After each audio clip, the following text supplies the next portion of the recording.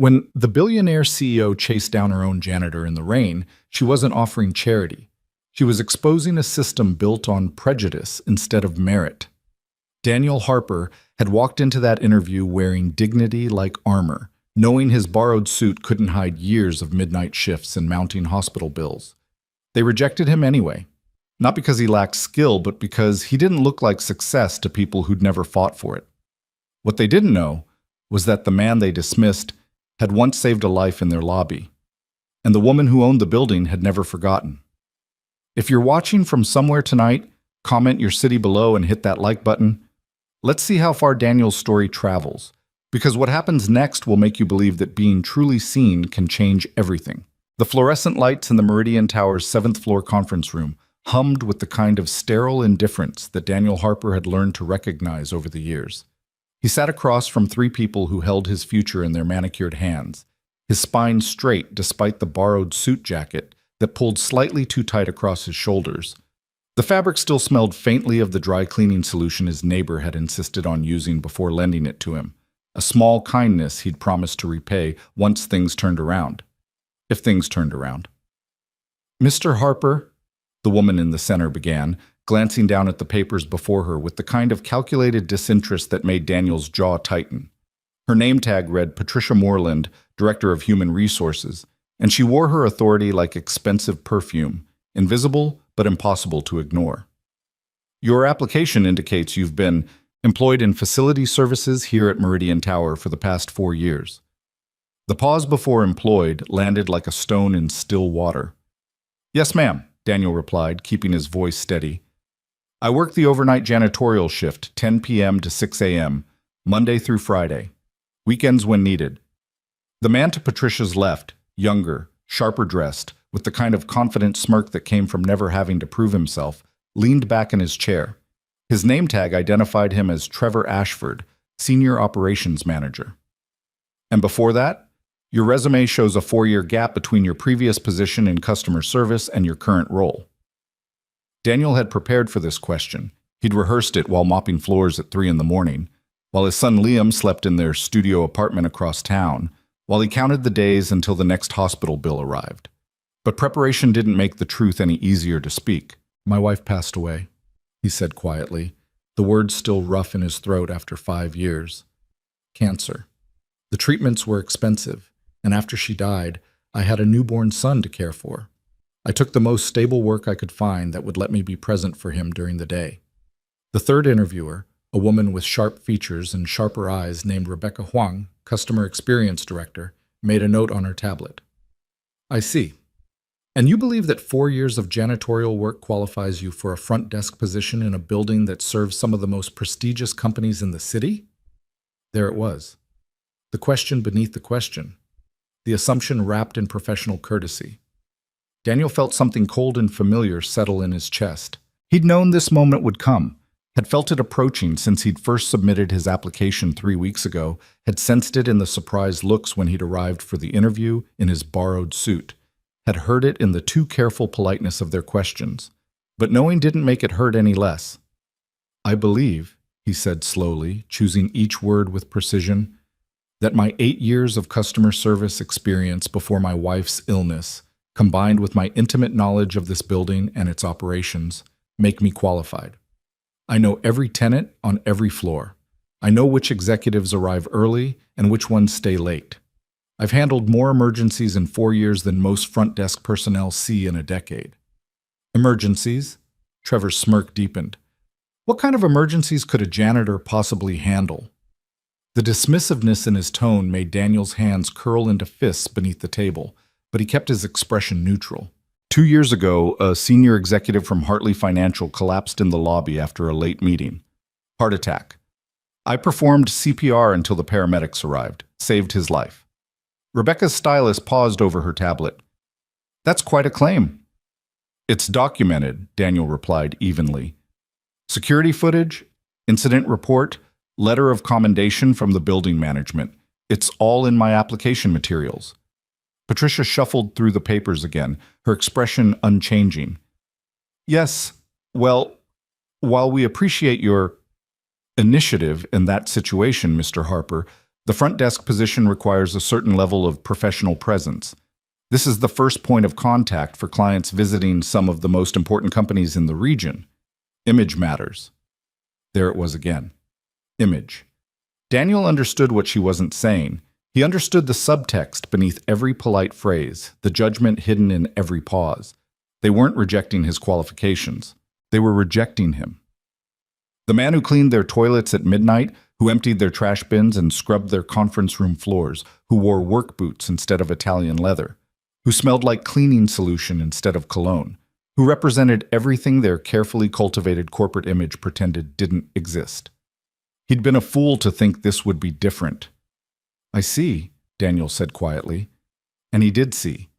Saw everything with painful clarity. "So what you're saying is that despite my qualifications, despite my experience, despite my proven ability to handle pressure and save lives, I don't look the part." Patricia's expression flickered, just for a moment, before settling back into professional neutrality. "We're saying that we have concerns about whether this role would be the best fit for you, Mr. Harper. Perhaps with some additional training, some professional development." "Additional training," Daniel repeated, the words tasting bitter. He'd seen this dance before in other interviews, other opportunities. The endless deferral disguised as helpful advice. More training, more experience, more, something that they would never quite define but would always find lacking. Trevor leaned forward, his voice taking on the patronizing tone of someone explaining something to a child. "Look, we're not saying you're not capable. We're just saying that jumping from janitorial services to a client-facing role is a big leap. Maybe you should consider working your way up gradually. There are positions in the mailroom, in the loading dock." "I applied for the front desk position," Daniel interrupted, his voice still calm but harder now, tempered by something that had been building throughout this entire conversation. "I applied because I'm qualified. I applied because I've earned the chance. And I applied because I thought merit might actually matter in this building I've maintained for 4 years." The silence that followed his words was heavy, uncomfortable. Rebecca exchanged a glance with Patricia. Trevor's smirk had faded into something that looked almost like embarrassment, though Daniel suspected that was giving him too much credit. "Mr. Harper," Patricia began, her tone shifting into what she probably thought was gentle finality. "We appreciate you taking the time to interview with us today. We have several other candidates to consider, and we'll be making our decision within the next week. We'll be in touch." They wouldn't be in touch. Daniel knew that with absolute certainty. This was the polite dismissal, the professional rejection, the door closing quietly but decisively. He could argue. He could point out the inequality, the unfairness, the barely concealed prejudice. He could fight. But he was tired of fighting battles that had been decided before he entered the room. Daniel stood slowly, his chair scraping softly against the polished floor he'd waxed countless times. He looked at each of them in turn, these people who had judged him not by his capabilities but by their assumptions, who had looked at his resume and seen only a janitor, who had decided his worth based on a title rather than his character. "Thank you for your time," he said quietly, gathering his folder of carefully prepared documents, copies of commendations, letters of recommendation from building tenants, certifications from online courses he'd taken during Liam's nap times. All of it suddenly meaningless. He turned toward the door, each step measured and deliberate. His borrowed suit jacket pulled across his shoulders, but he kept his spine straight. Dignity. That was all he had left, and they couldn't take that from him unless he surrendered it. "Mr. Harper," Patricia called as he reached for the door handle. He paused, but didn't turn. "For what it's worth, your work as a janitor has been exemplary. You should be proud of that." The words were meant to be kind, he supposed, a consolation prize, but they landed like salt in a wound. "I am proud of it," Daniel said, still facing the door. "Every floor I've mopped, every window I've cleaned, every trash bin I've emptied. I've done that work with integrity, because all honest work deserves to be done well. What I'm not proud of is working in a building where people measure worth by appearances instead of effort." He opened the door and stepped through, not waiting for a response. The hallway stretched before him, lined with the same modern art pieces he dusted every Tuesday, the same sleek furniture he'd rearranged after late-night events, the same pristine surfaces that never stayed clean without someone doing the invisible labor of maintaining them. The elevator was at the end of the hall, its polished doors reflecting his image as he approached. He looked tired, Daniel realized. Not just physically tired, though the overnight shifts left their mark in the lines around his eyes and the gray that had started threading through his hair at 32. No, this was a deeper exhaustion, the kind that came from hoping and being disappointed, from trying and being rejected, from believing that hard work and merit might actually be enough. The elevator chimed softly as it arrived. The doors opened to reveal empty space, and Daniel stepped inside, pressing the button for the lobby. As the doors began to close, he caught a glimpse of his reflection again, the borrowed suit that didn't quite fit, the shoes he'd shined that morning until they almost looked expensive, the face of a man who'd been foolish enough to think he could transcend other people's assumptions. The elevator descended smoothly, counting down floors with soft electronic tones. 7, 6, 5. Each number was another second closer to returning to the world where he belonged, the world of overnight shifts and hospital bills, of being invisible except when something needed cleaning, of working twice as hard for half the recognition. 4, 3, 2. The elevator slowed as it approached the lobby, and Daniel took a deep breath, preparing himself for the walk of shame through the gleaming space he maintained every night. He'd have to pass the security desk where Ramon worked days, who'd wished him good luck that morning. He'd have to cross the marble floors he kept spotless, walk beneath the chandelier he'd carefully cleaned just last week, exit through the rotating doors he'd polished until they gleamed. The elevator doors opened onto the Meridian Tower lobby, and Daniel stepped out into the late afternoon light streaming through the floor-to-ceiling windows. The space was magnificent, designed to impress, all soaring ceilings and expensive materials, every surface speaking of success and prestige and the kind of money that most people only dreamed about. Daniel had cleaned every inch of it. "Mr. Harper," Ramon called from the security desk, his weathered face breaking into a warm smile. "How did it go, hermano?" Daniel managed a smile that didn't reach his eyes. "About how I expected, Ramon. Thanks for asking." The older man's expression fell, understanding passing between them without additional words. Ramon had worked security at Meridian Tower for 15 years. He knew how these things went. He'd seen enough people like Daniel, qualified, hardworking, but wrong in ways that were never explicitly stated, pass through these doors with hope and leave with resignation. "Their loss," Ramon said firmly. "Anyone with eyes can see you'd be perfect for that job." "Apparently they weren't looking with their eyes," Daniel replied quietly. He raised a hand in farewell and turned toward the exit, his borrowed shoes clicking against the marble floor with each step. The rotating doors spun slowly, and Daniel pushed through into the cooling evening air. September in the city meant the oppressive summer heat was finally breaking, replaced by the kind of crisp autumn that made breathing feel easier. He paused on the sidewalk outside Meridian Tower, looking up at the glass and steel structure that had been his workplace for 4 years. Somewhere up there, in offices he'd never been invited to enter except to clean them, people were conducting business worth millions. They were making decisions, closing deals, building careers. And they did it all in spaces maintained by people they never truly saw, people like him, who worked in the shadows and asked only for a chance to step into the light. He'd been stupid to think today would be different. Daniel started walking, his hands shoved into the pockets of his borrowed slacks. The interview had run late, nearly 5 p.m. now, which meant he'd have to hurry if he wanted to pick Liam up from his neighbor Mrs. Chen's apartment before she needed to leave for her own evening shift at the hospital. The bus stop was 3 blocks away, and the number 47 would get him home in about 40 minutes if traffic wasn't too bad. The weight of failure pressed down on his shoulders as he walked, heavier than any physical burden. He'd allowed himself to hope. That was his mistake.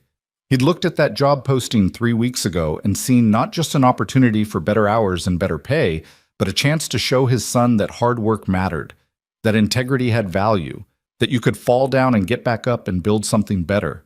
What a stupid, naive thing to believe. "Mr. Harper! Daniel, wait!"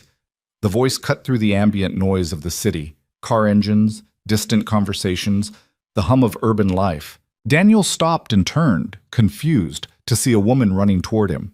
Not just any woman, but one he recognized immediately, despite only ever having seen her from a distance. Evelyn Cross, CEO of Cross Industries and majority owner of Meridian Tower itself. She was in her early 40s, dressed in a charcoal suit that probably cost more than Daniel's monthly rent, her dark hair pulled back in a neat bun. But what struck him wasn't her obvious wealth or authority. It was the fact that she was running, her expensive heels clicking rapidly against the pavement, slightly out of breath by the time she reached him. A CEO.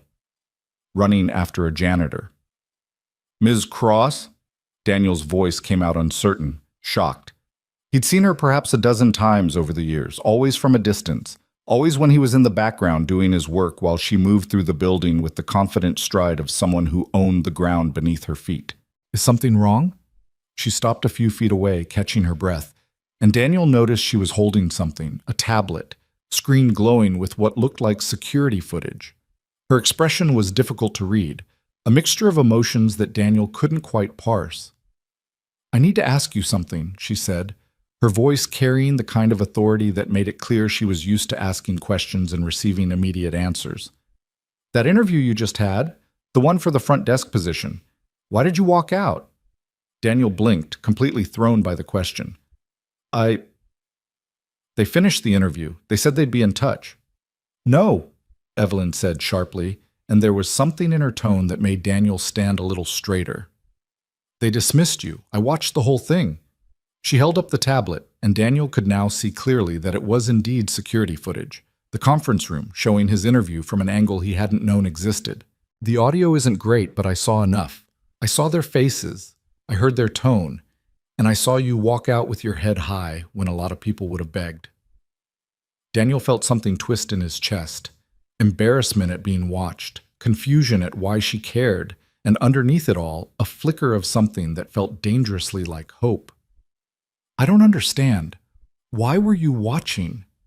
Evelyn's expression softened slightly, though her eyes remained sharp and assessing. Because 2 years ago, you saved Richard Hartley's life in my lobby. He's not just a tenant, Mr. Harper. He's been my business partner for 15 years. And when I heard you'd applied for a position, I wanted to see how it went. Her jaw tightened. What I saw was 3 people I employ deciding you weren't good enough based on everything except your actual qualifications.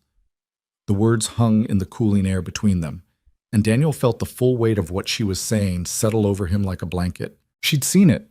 She'd watched his humiliation, witnessed his dismissal, observed the careful corporate dance of rejection based on bias rather than merit. And instead of looking away, instead of pretending she hadn't seen, she'd run after him into the street. Ms. Cross, Daniel began, but his voice caught. He cleared his throat and tried again. I appreciate you saying that, but do you know what Richard told me after you saved his life? Evelyn interrupted, and there was something fierce in her expression now. He said the man who saved him worked as a janitor. He said he'd tried to tip you afterward and you'd refused. He said you'd told him you were just doing what any decent person would do. She took a step closer, her eyes locked on his. Do you remember that? Daniel did remember. Richard Hartley had collapsed right in front of the elevators during a late-night meeting, his face going gray, his breath coming in labored gasps. Daniel had been emptying the trash bins nearby when he heard the man hit the floor. CPR training from his previous job, training he'd maintained even through the hardest years because you never knew when it might matter, had kicked in automatically. He'd worked on Hartley for 7 minutes that felt like hours until the paramedics arrived. And yes, afterward, when Hartley had recovered and tried to press $1,000 cash into Daniel's hand, Daniel had refused it, because it hadn't been about money. It had been about seeing another human being in crisis and doing what needed to be done. I remember, Daniel said quietly. Evelyn nodded once, decisive. You refused money from a man worth $60 million because you didn't save his life for a reward. And today, 3 people who work for me decided you weren't good enough to sit at a desk and greet clients. She paused, and when she spoke again, her voice was cold with controlled anger. Not directed at him, Daniel realized, but at what had happened in that conference room. Tell me something, Mr. Harper. If I offered you that front desk position right now, would you take it? Daniel's heart rate kicked up, hope and caution warring in his chest. That depends. On what? On whether it's because you feel guilty, Daniel said bluntly, surprising himself with his own honesty. Or because you feel sorry for me? Because if it is, then no. I don't want pity, Ms. Cross. I don't want charity. I want to be hired because I'm qualified, not because you feel bad about what happened up there. For a long moment, Evelyn just looked at him, her expression unreadable. Then, slowly, something that might have been respect flickered across her face.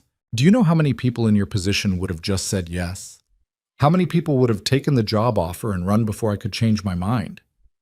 Probably most of them, Daniel admitted.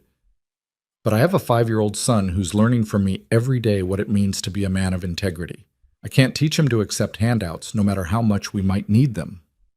Evelyn's expression shifted again, and this time Daniel was sure he saw respect there, clear and unmistakable.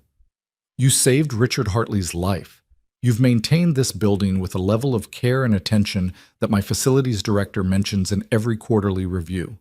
You've never missed a shift in 4 years, never had a single complaint, and according to multiple tenants who've taken the time to write to management, you're unfailingly professional and kind. She paused, letting each word land with precision. Those are the reasons I'm offering you this position, Mr. Harper. Not guilt, not pity. Merit. Daniel felt something in his chest crack. Not break, but crack the way ice cracks in spring, letting warmth seep through. The interview panel made a decision based on bias, not business, Evelyn cut in sharply. And I'm about to correct that. But I need to know, are you interested in this position? Really interested? Because if I do this, if I override their decision, you're going to face pushback. People are going to assume you got special treatment.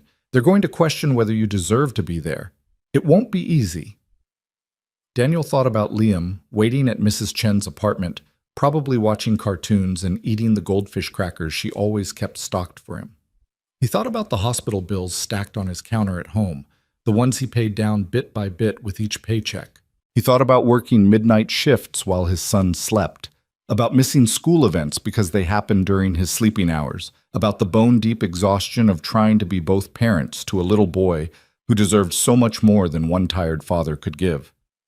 But most of all, he thought about what he'd told Liam just last night, when his son had asked why Daddy had to work at night when other kids' parents worked during the day.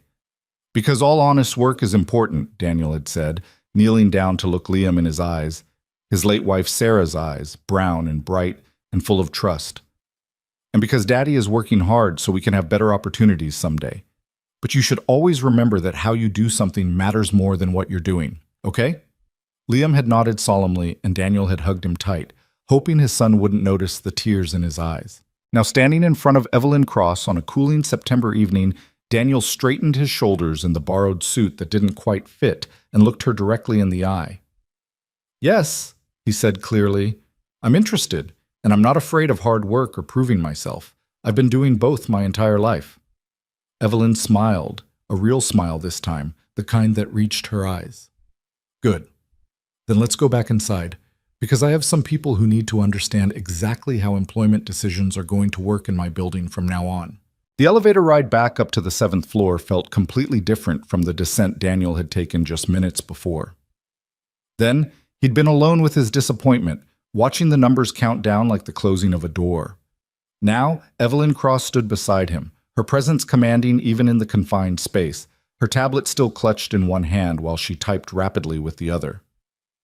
I'm sending an email to Patricia, Trevor, and Rebecca, she said without looking up from her screen. Telling them to remain in the conference room. They're going to want to leave. People always want to escape before accountability arrives. But they'll stay. Daniel's stomach twisted with a complicated mixture of vindication and apprehension. Part of him wanted to see their faces when they realized what was about to happen. Another part, the part that had learned to make himself small and invisible over 4 years of overnight shifts, wanted to tell Evelyn this wasn't necessary, that he could just start the job quietly without confrontation. But that second part was the voice of exhaustion, not wisdom, and Daniel was tired of making himself small. What exactly are you going to say to them? He asked quietly. Evelyn's fingers paused over her tablet. She looked at him, and in her expression Daniel saw something he hadn't expected. Not just anger at her employee's behavior, but something deeper. Something personal.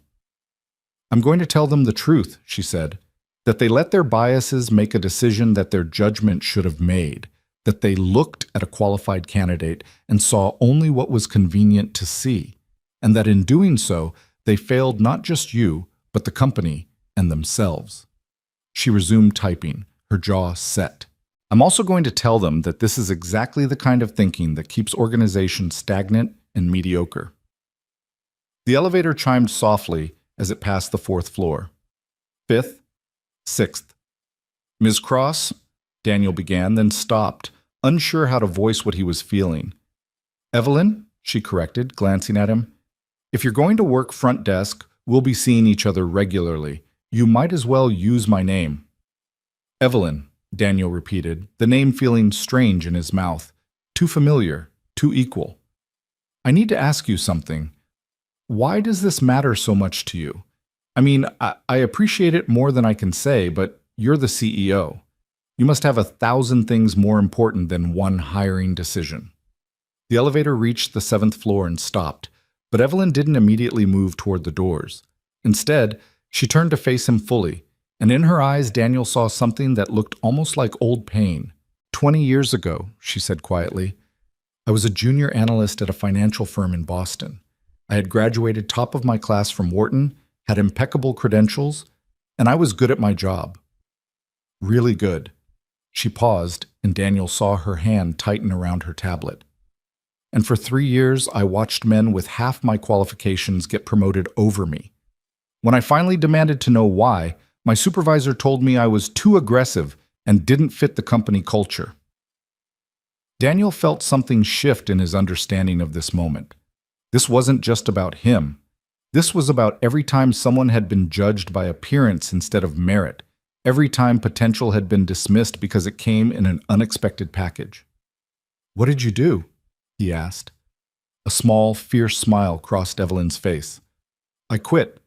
Started my own investment firm with money I'd saved and borrowed from everyone who'd take my calls. Spent 5 years building it from nothing into something people couldn't ignore. And then I bought the company that had passed me over and fired every single person who'd been part of that old boys club. The smile faded, replaced by something more somber. But that took years, Daniel. Years of fighting and proving myself and being told I wasn't enough. If someone had intervened earlier, if someone with power had actually looked at what I could do instead of what I looked like on paper. She trailed off, then straightened her shoulders.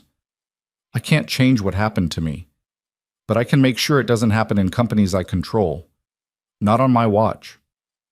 The elevator doors had been waiting patiently, and now Evelyn pressed the door open button and stepped into the hallway.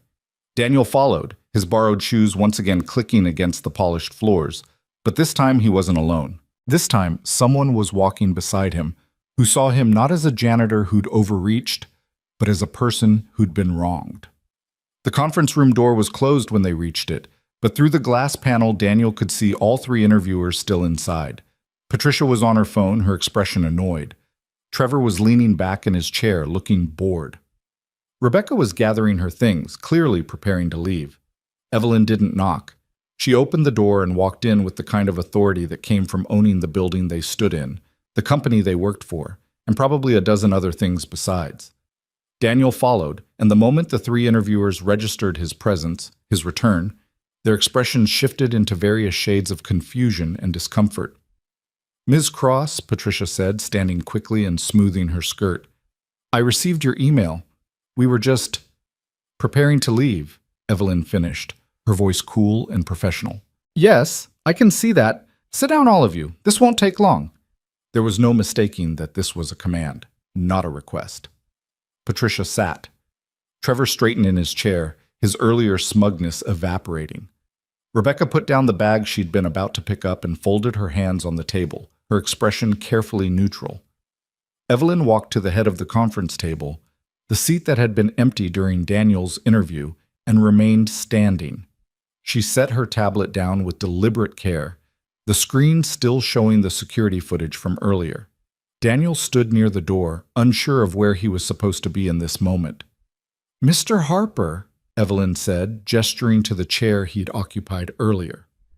Please, sit. Daniel moved to the chair and sat, acutely aware of 3 pairs of eyes tracking his movement.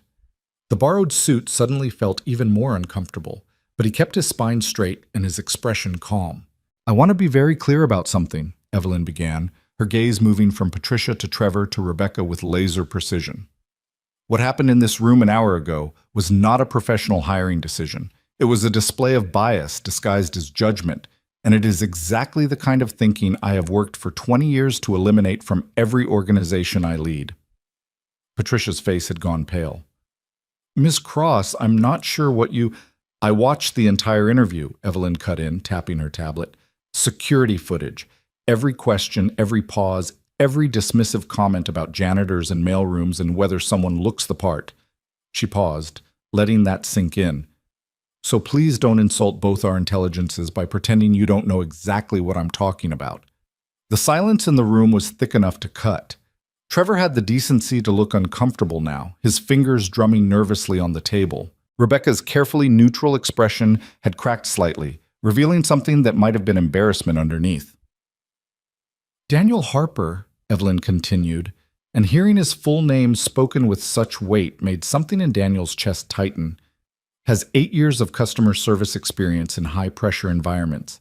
He has maintained this building with exemplary performance for 4 years, earning commendations from multiple tenants. He has proven himself capable of handling medical emergencies with calm professionalism. Specifically, he saved the life of Richard Hartley, a senior partner at Hartley Financial, using CPR training he maintained on his own time and at his own expense." She paused, her voice hardening. "And yet somehow, the 3 of you decided he wasn't qualified to greet clients at a desk." "Ms. Cross," Trevor began, his voice lacking its earlier confidence, "we had legitimate concerns about the transition from facilities services to a client-facing role. It's a significant change in—" "In what?" Evelyn's voice cut like a blade. "In visibility. In status. Say what you actually mean, Trevor." Trevor's mouth opened and closed, but no words came out. He looked like a man who'd just realized he was standing in quicksand, and every movement was making him sink deeper. Rebecca cleared her throat carefully. "We were concerned about whether Mr. Harper would have the professional polish necessary for representing Meridian Tower's image to high-value clients." "Professional polish," Evelyn repeated, and there was something dangerous in her tone now. "You mean the kind of polish that comes from expensive suits and the right schools? The kind that has nothing to do with actual competence or character?" She leaned forward slightly, her hands flat on the table. "Let me tell you what professional polish actually means. It means showing up every single day and doing your job with integrity. It means treating every task, no matter how small, as important. It means seeing someone in crisis and helping them without expectation of reward. Daniel Harper has more professional polish than most of the executives who work in this building." Daniel sat very still, barely breathing, watching this woman dismantle the assumptions that had controlled his life for 4 years. Part of him wanted to feel vindicated. Another part felt almost uncomfortable with the level of anger Evelyn was displaying on his behalf, as if he didn't quite deserve this fierce defense. "Ms. Cross," Patricia said, her voice strained but attempting to maintain some professional composure, "if you felt Mr. Harper was qualified for the position, you could have simply instructed us to hire him. There was no need for what? For confrontation? For accountability?" Evelyn straightened, crossing her arms. "That's exactly the problem, Patricia. You think this is about one hiring decision, one person, one job. But it's not. It's about the systematic way we overlook talent because it doesn't come in the package we expect. It's about the unconscious bias that makes us see a janitor instead of a professional, a uniform instead of a person, a job title instead of a human being with skills and potential." The words hung in the air, and Daniel felt them settle over him like a weight and a relief simultaneously. Someone was finally saying out loud what he'd felt for years, but had never had the standing to voice. Someone with power was acknowledging that the obstacles he'd faced weren't in his imagination, weren't his fault, weren't evidence of his inadequacy. "I have a question for all 3 of you," Evelyn said, her voice quieter now, but no less intense. "If Daniel Harper had walked in here wearing a $2,000 suit, if his previous job title had been facilities director instead of janitor, If he'd spent the last 4 years managing a cleaning crew instead of being part of one, would you have asked him different questions? Would you have made different assumptions? No one answered immediately. The silence stretched long enough that Daniel could hear the faint hum of the building's ventilation system, the distant sound of someone laughing in an office down the hall, the electric buzz of the fluorescent lights overhead. Finally, Rebecca spoke, her voice subdued. Probably yes. It was a small admission, but it cracked something open. Patricia shifted in her seat, her earlier defensiveness giving way to something that looked like uncomfortable recognition. Even Trevor, with his smug confidence thoroughly dismantled, seemed to be confronting something he'd rather not see. At least you're being honest, Evelyn said, though there was no warmth in her acknowledgement. That's more than most people manage. She picked up her tablet and typed something quickly, then looked back at the three interviewers. Daniel Harper will be starting in the front desk position, effective immediately. However, because he's transitioning from a different role, and because I will not have anyone, including Daniel himself, questioning whether he earned this position, he'll go through our standard training program. Full pay during training, benefits starting day one, and every metric of success clearly defined. Daniel's head snapped toward Evelyn. This wasn't what he'd expected. He'd thought, well, he wasn't sure what he'd thought. That she'd override their decision and he'd just start working? But this was different. This was being given not just the job, but the tools and structure to prove he deserved it, to prove it to himself as much as anyone else. The training program is 6 weeks, Patricia said slowly, and Daniel could hear her trying to process this new reality. It covers customer service protocols, building systems, emergency procedures, tenant relations. I know what the training program covers, Evelyn interrupted. I designed it 5 years ago, and Daniel will complete every module, meet every standard, and be evaluated on the same criteria as any other candidate. She looked at Daniel, and there was something in her expression that he understood instinctively. She was protecting him. By insisting on the training, by making him prove himself through official channels, she was ensuring that no one could claim he'd gotten the job through favoritism or charity. Does that work for you, Daniel? Daniel found his voice, rough with emotion he was trying to keep contained. Yes. Thank you. Don't thank me, Evelyn said firmly. You earned this opportunity the moment you saved Richard Hartley's life. You earned it every night you showed up for work when you could have quit a dozen times over. You earned it by being the kind of person who refuses money for doing the right thing. She turned back to the interviewers. The three of you will not be involved in Daniel's training or evaluation. I'm assigning that to Marcus Chen in operations, someone who actually understands that talent comes in many forms. Are we clear? 3 heads nodded in unison. Patricia looked like she wanted to say something, perhaps defend herself or explain or apologize, but the words seemed to die before they reached her lips. Good, Evelyn said. She picked up her tablet and walked toward the door, then paused and looked back at them. One more thing. All 3 of you will be enrolling in our unconscious bias training. The next session starts in 2 weeks. Attendance is mandatory.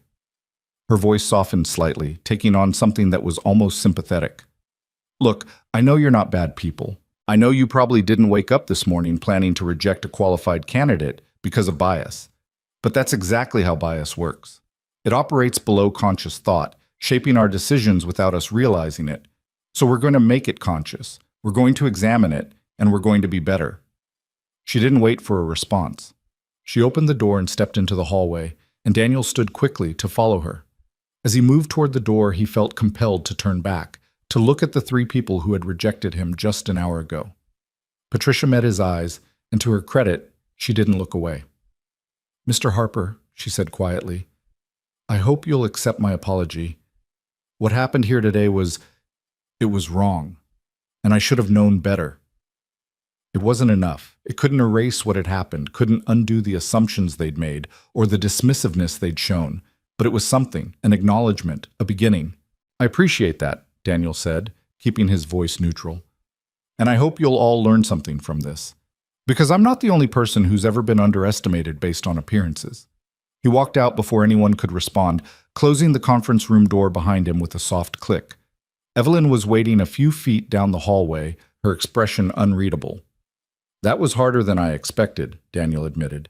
his hands trembling slightly now that the adrenaline was catching up to him. "Good things usually are," Evelyn replied. She started walking toward the elevators, and Daniel fell into step beside her. "How are you feeling?" "Honestly, I'm not sure," Daniel said. Vindicated, grateful, terrified, all at the same time. Evelyn smiled slightly. "That sounds about right. This is going to be a big change for you, Daniel. Not just the job itself, but everything that comes with it. Different hours, different responsibilities, different visibility." The elevator arrived and they stepped inside. Evelyn pressed the button for the executive floor, the 12th, the one Daniel had only ever visited after midnight when no one was there. "I need to introduce you to Marcus Chen," Evelyn explained, noticing Daniel's glance at the button. "He's going to be overseeing your training. Good man, fair evaluator, and he doesn't care where you came from, only where you're going." The elevator rose smoothly, and Daniel watched the numbers climb, 7, 8, 9, each floor taking him higher than he'd ever gone during business hours. When the doors opened onto the 12th floor, he was struck by how different it looked when it was populated. During his overnight shifts, the executive floor was silent and empty, just another space to clean. Now, people moved purposefully through the hallways, conversations hummed behind partially open doors, and the energy of active business filled every corner. "This way," Evelyn said, leading him down a corridor lined with glass-walled offices. Through the transparent walls, Daniel could see people working at stand-up desks, conducting video conferences, hunched over laptops with expressions of deep concentration. Some of them glanced up as Evelyn passed, their faces registering surprise at seeing the CEO walking the halls at this hour, and even more surprise at seeing a man in a slightly ill-fitting suit walking beside her. They reached an office near the end of the hall, and Evelyn knocked briskly on the doorframe. "Marcus, do you have a minute?" A man in his mid-40s looked up from his computer, his face breaking into a warm smile when he saw Evelyn. "Always for you. What's up?" His gaze shifted to Daniel, and there was open curiosity in his expression, but no judgment. "Marcus Chen, meet Daniel Harper," Evelyn said, stepping into the office. "Daniel is going to be starting our front desk training program, and I'd like you to oversee his progress." Marcus stood and extended his hand across his desk. "Good to meet you, Daniel. Front desk, huh? That's a demanding position? What's your background?" Daniel shook his hand, appreciating the straightforward question. 8 years in customer service, most recently 4 years in facility services here at Meridian Tower. "Facilities," Marcus repeated, and something shifted in his expression, not negative, but thoughtful. "So you know this building inside and out. That's actually a huge advantage for front desk work. You'll know things our usual candidates have to spend weeks learning." He glanced at Evelyn. "What prompted the career transition?" "Merit," Evelyn said simply, "and a hiring panel that almost missed it. I'd like you to put Daniel through the standard program. All 6 weeks, every module, same evaluation criteria we use for everyone else." Marcus nodded slowly, his eyes moving between Evelyn and Daniel as he clearly picked up on the subtext of that statement. "Understood. When do you want him to start?" "Tomorrow, if Daniel's available," Evelyn said, then looked at him. "Is that too fast? I realize you'll need to adjust your schedule, maybe arrange new childcare." "I can make it work," Daniel said quickly, his mind already racing through logistics. Mrs. Chen would help with Liam during the day. His neighbor was always looking for extra income, and watching a 5-year-old for a few hours after school wouldn't be difficult. And being able to have dinner with his son every night, to tuck him in, to be present during normal hours, that alone made any adjustment worth it. "What time should I be here?" "Training starts at 8 a.m., Marcus said. "First day is usually orientation, benefits enrollment, facility tour, that kind of thing. Then we get into the actual job training." He smiled. "Fair warning, it's comprehensive. We cover everything from basic greeting protocols to emergency procedures to managing difficult clients. It can be intense." "I've maintained this building at night for 4 years, Daniel said, feeling some of his earlier confidence returning. "I've handled medical emergencies, security concerns, late-night maintenance crises, and everything in between. I think I can handle intense." Something like approval flickered across Marcus's face. "I believe you.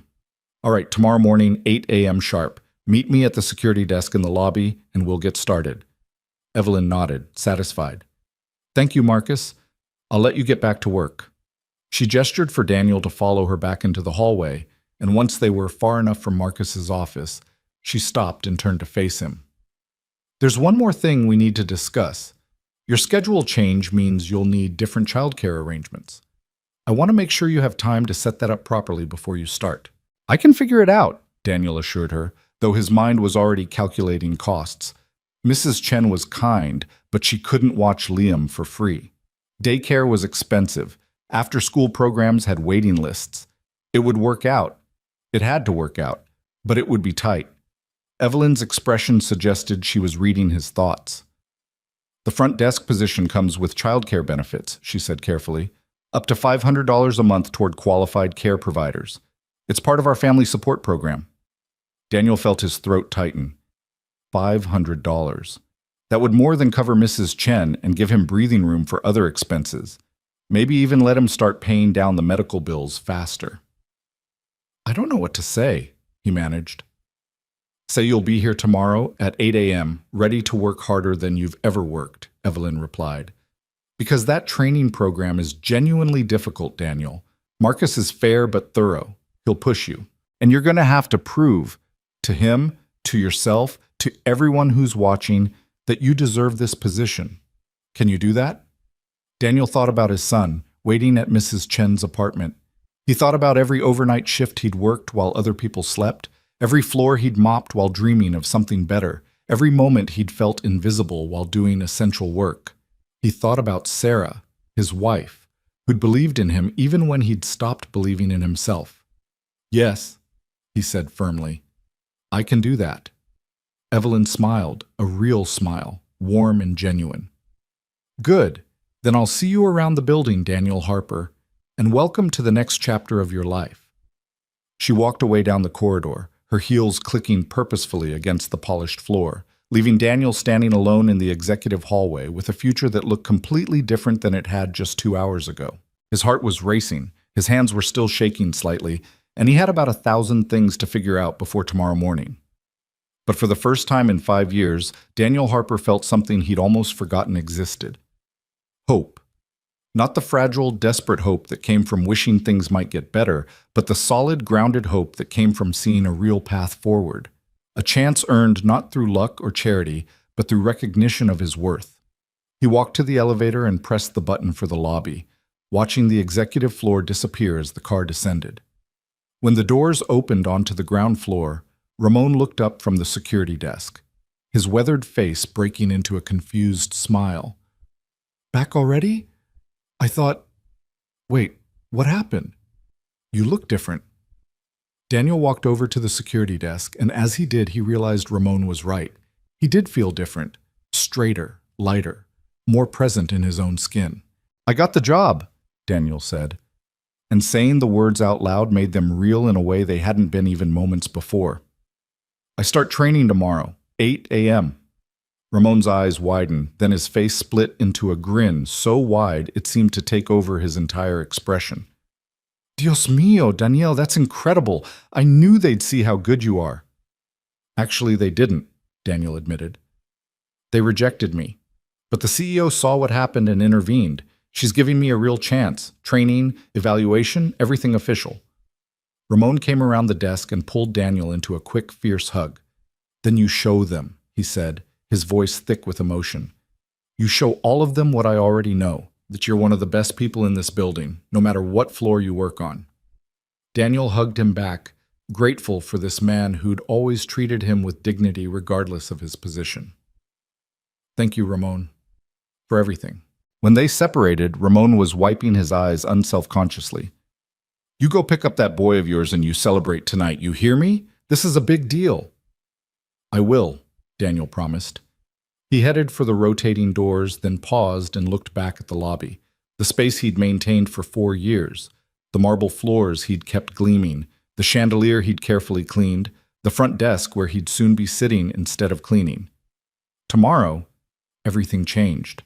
Tomorrow, he started proving that merit mattered more than assumptions, that character counted more than appearances, that a man could fall down and get back up and build something better. But tonight, he had a 5-year-old son to hug and good news to share. Daniel pushed through the rotating doors into the cooling September evening, and this time when he walked away from Meridian Tower, he knew he'd be walking back through those doors tomorrow morning with his head held high and a future worth fighting for. The bus ride home passed in a blur of thoughts and plans. He'd need to talk to Mrs. Chen about extended hours. He'd need to adjust his sleep schedule. Transitioning from overnight work to morning shifts would take time. He'd need to find appropriate clothes for the training period, though hopefully the front desk position came with some kind of uniform allowance. He'd need to tell Liam that things were about to get better. When Daniel reached Mrs. Chen's apartment, he knocked quickly, his heart still racing with the reality of what had happened. Mrs. Chen opened the door, Liam visible behind her at the kitchen table with crayons spread around him. "Mr. Harper," she said, her kind face creasing with concern. "You're back earlier than expected. Is everything—" "Daddy!" Liam launched himself from his chair and ran to the door, wrapping his small arms around Daniel's legs. "You're home! Did you get the job?" Daniel knelt down so he was eye level with his son, taking in those brown eyes so like Sarah's, that trust and hope that made Daniel want to be better than he was. "I did, buddy. I got the job." Liam's face lit up with pure joy, and he threw his arms around Daniel's neck. "Really? Really, really? Really, really?" Daniel confirmed, hugging his son tight. Over Liam's shoulder, he saw Mrs. Chen's eyes fill with tears, her hand pressed to her chest. "Oh, Daniel," she said softly, "I'm so happy for you. You deserve this." "Thank you," Daniel said, his voice rough. "And I need to talk to you about watching Liam during the new hours. I can pay more now. There are benefits, childcare support." Mrs. Chen waved her hand dismissively. "We'll work it out. The important thing is that good things are finally happening for you." She smiled through her tears. "Your wife would be so proud." Daniel felt his own eyes burning, and he held Liam a little tighter. Sarah would be proud. She'd always believed in him, even during the worst times, even when he'd stopped believing in himself. She'd made him promise, in those last lucid days before the cancer took her, that he'd never give up. On himself, on their son, on building a life worth living. "Come on, buddy," Daniel said, standing and taking Liam's hand. "Let's go home. We have a lot to talk about."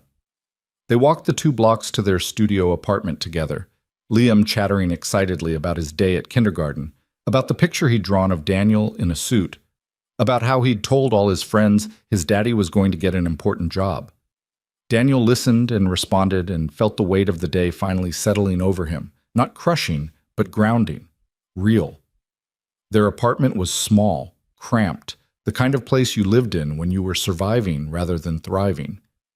But it was clean and warm, and the walls were covered with Liam's artwork and photos of Sarah. Home. Daniel made them a simple dinner, spaghetti with jarred sauce, garlic bread from the freezer, and they sat at their tiny table while he explained what had happened in words a 5-year-old could understand. "So Daddy's not going to work at night anymore?" Liam asked, his eyes wide. "That's right. I'll work during the day, like other kids' parents, which means I can have dinner with you every night and tuck you in, and maybe even help with your homework when you get older." Liam processed this, then asked the question that pierced Daniel's heart. "Does this mean we're not poor anymore?" Daniel took a breath, choosing his words carefully. "It means things are going to get easier, buddy. We'll still need to be careful with money, but there will be more of it. And more importantly, Daddy will be home more. We'll have more time together." "That's better than money," Liam said solemnly, and Daniel had to turn away for a moment to compose himself. After dinner, after bath time, after 3 stories and 2 glasses of water and 1 more hug, Daniel finally tucked Liam into bed. He sat on the edge of the mattress, watching his son's eyes grow heavy, and felt the full weight of responsibility and possibility settle over him. "Daddy," Liam mumbled, already half asleep. "I knew you'd get the job. You're the best daddy in the world." "I love you, buddy," Daniel whispered. "More than anything." "Love you too," Liam murmured, and then he was asleep, his breathing evening out into the peaceful rhythm of childhood dreams. Daniel sat there for a long time, watching his son sleep in the soft glow of the nightlight. Tomorrow, everything changed. Tomorrow, he started proving himself all over again.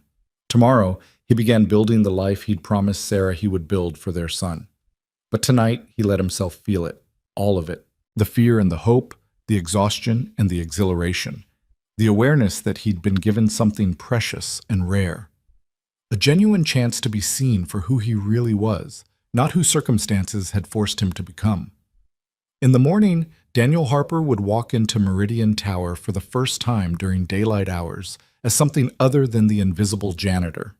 He would face 6 weeks of intensive training, prove himself to evaluators who would be watching his every move, and earn his place at that front desk through competence and character. But tonight, he was just a father sitting beside his sleeping son, grateful for second chances and CEOs who ran after janitors in the rain, grateful for the people who saw worth where others saw only job titles, grateful for the possibility of building something better from the ruins of what had been lost. Tomorrow would be hard.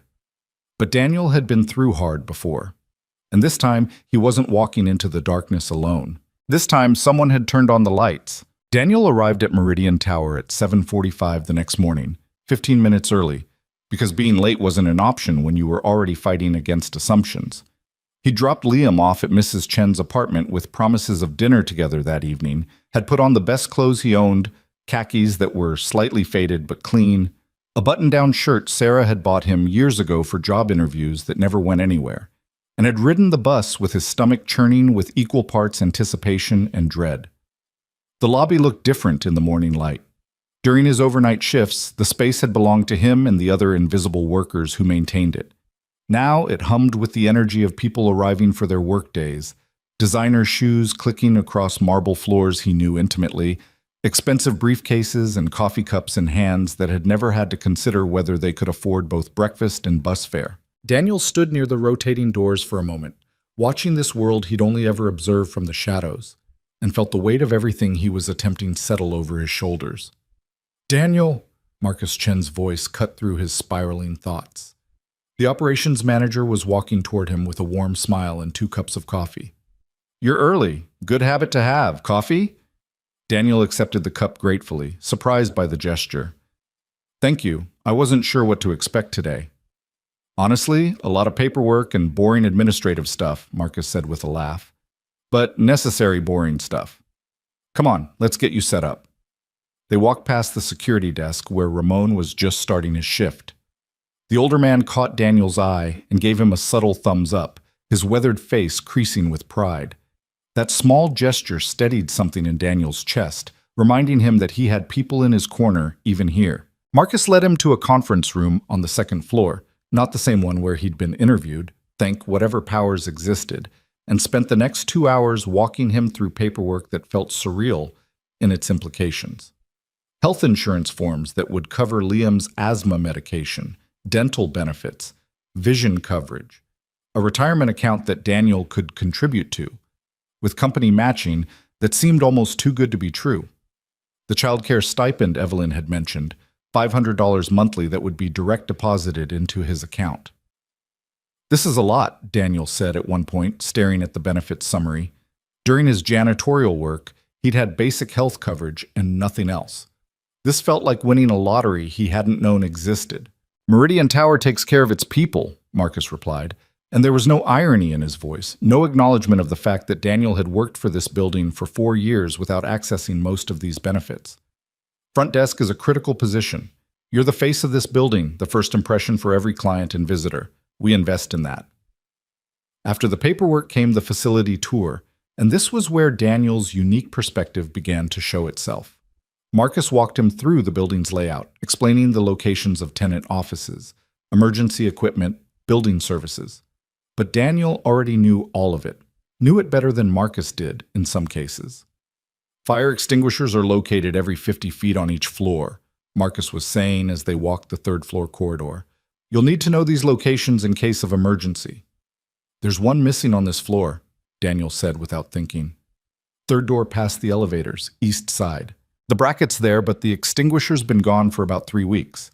I reported it to facilities, but I don't think it got replaced yet." Marcus stopped walking and pulled out his tablet, checking something. His eyebrows rose. "You're right. How did you—" He paused, understanding crossing his face. "The janitorial work. You've been paying attention to this stuff all along." "Hard not to when you're responsible for maintaining it," Daniel said, then worried he'd sounded defensive. "I mean, yes, I've been taking note of things. That's going to be invaluable, Marcus said, making a note on his tablet. Most people we train have to learn this building from scratch. You already know it better than half the people who work here.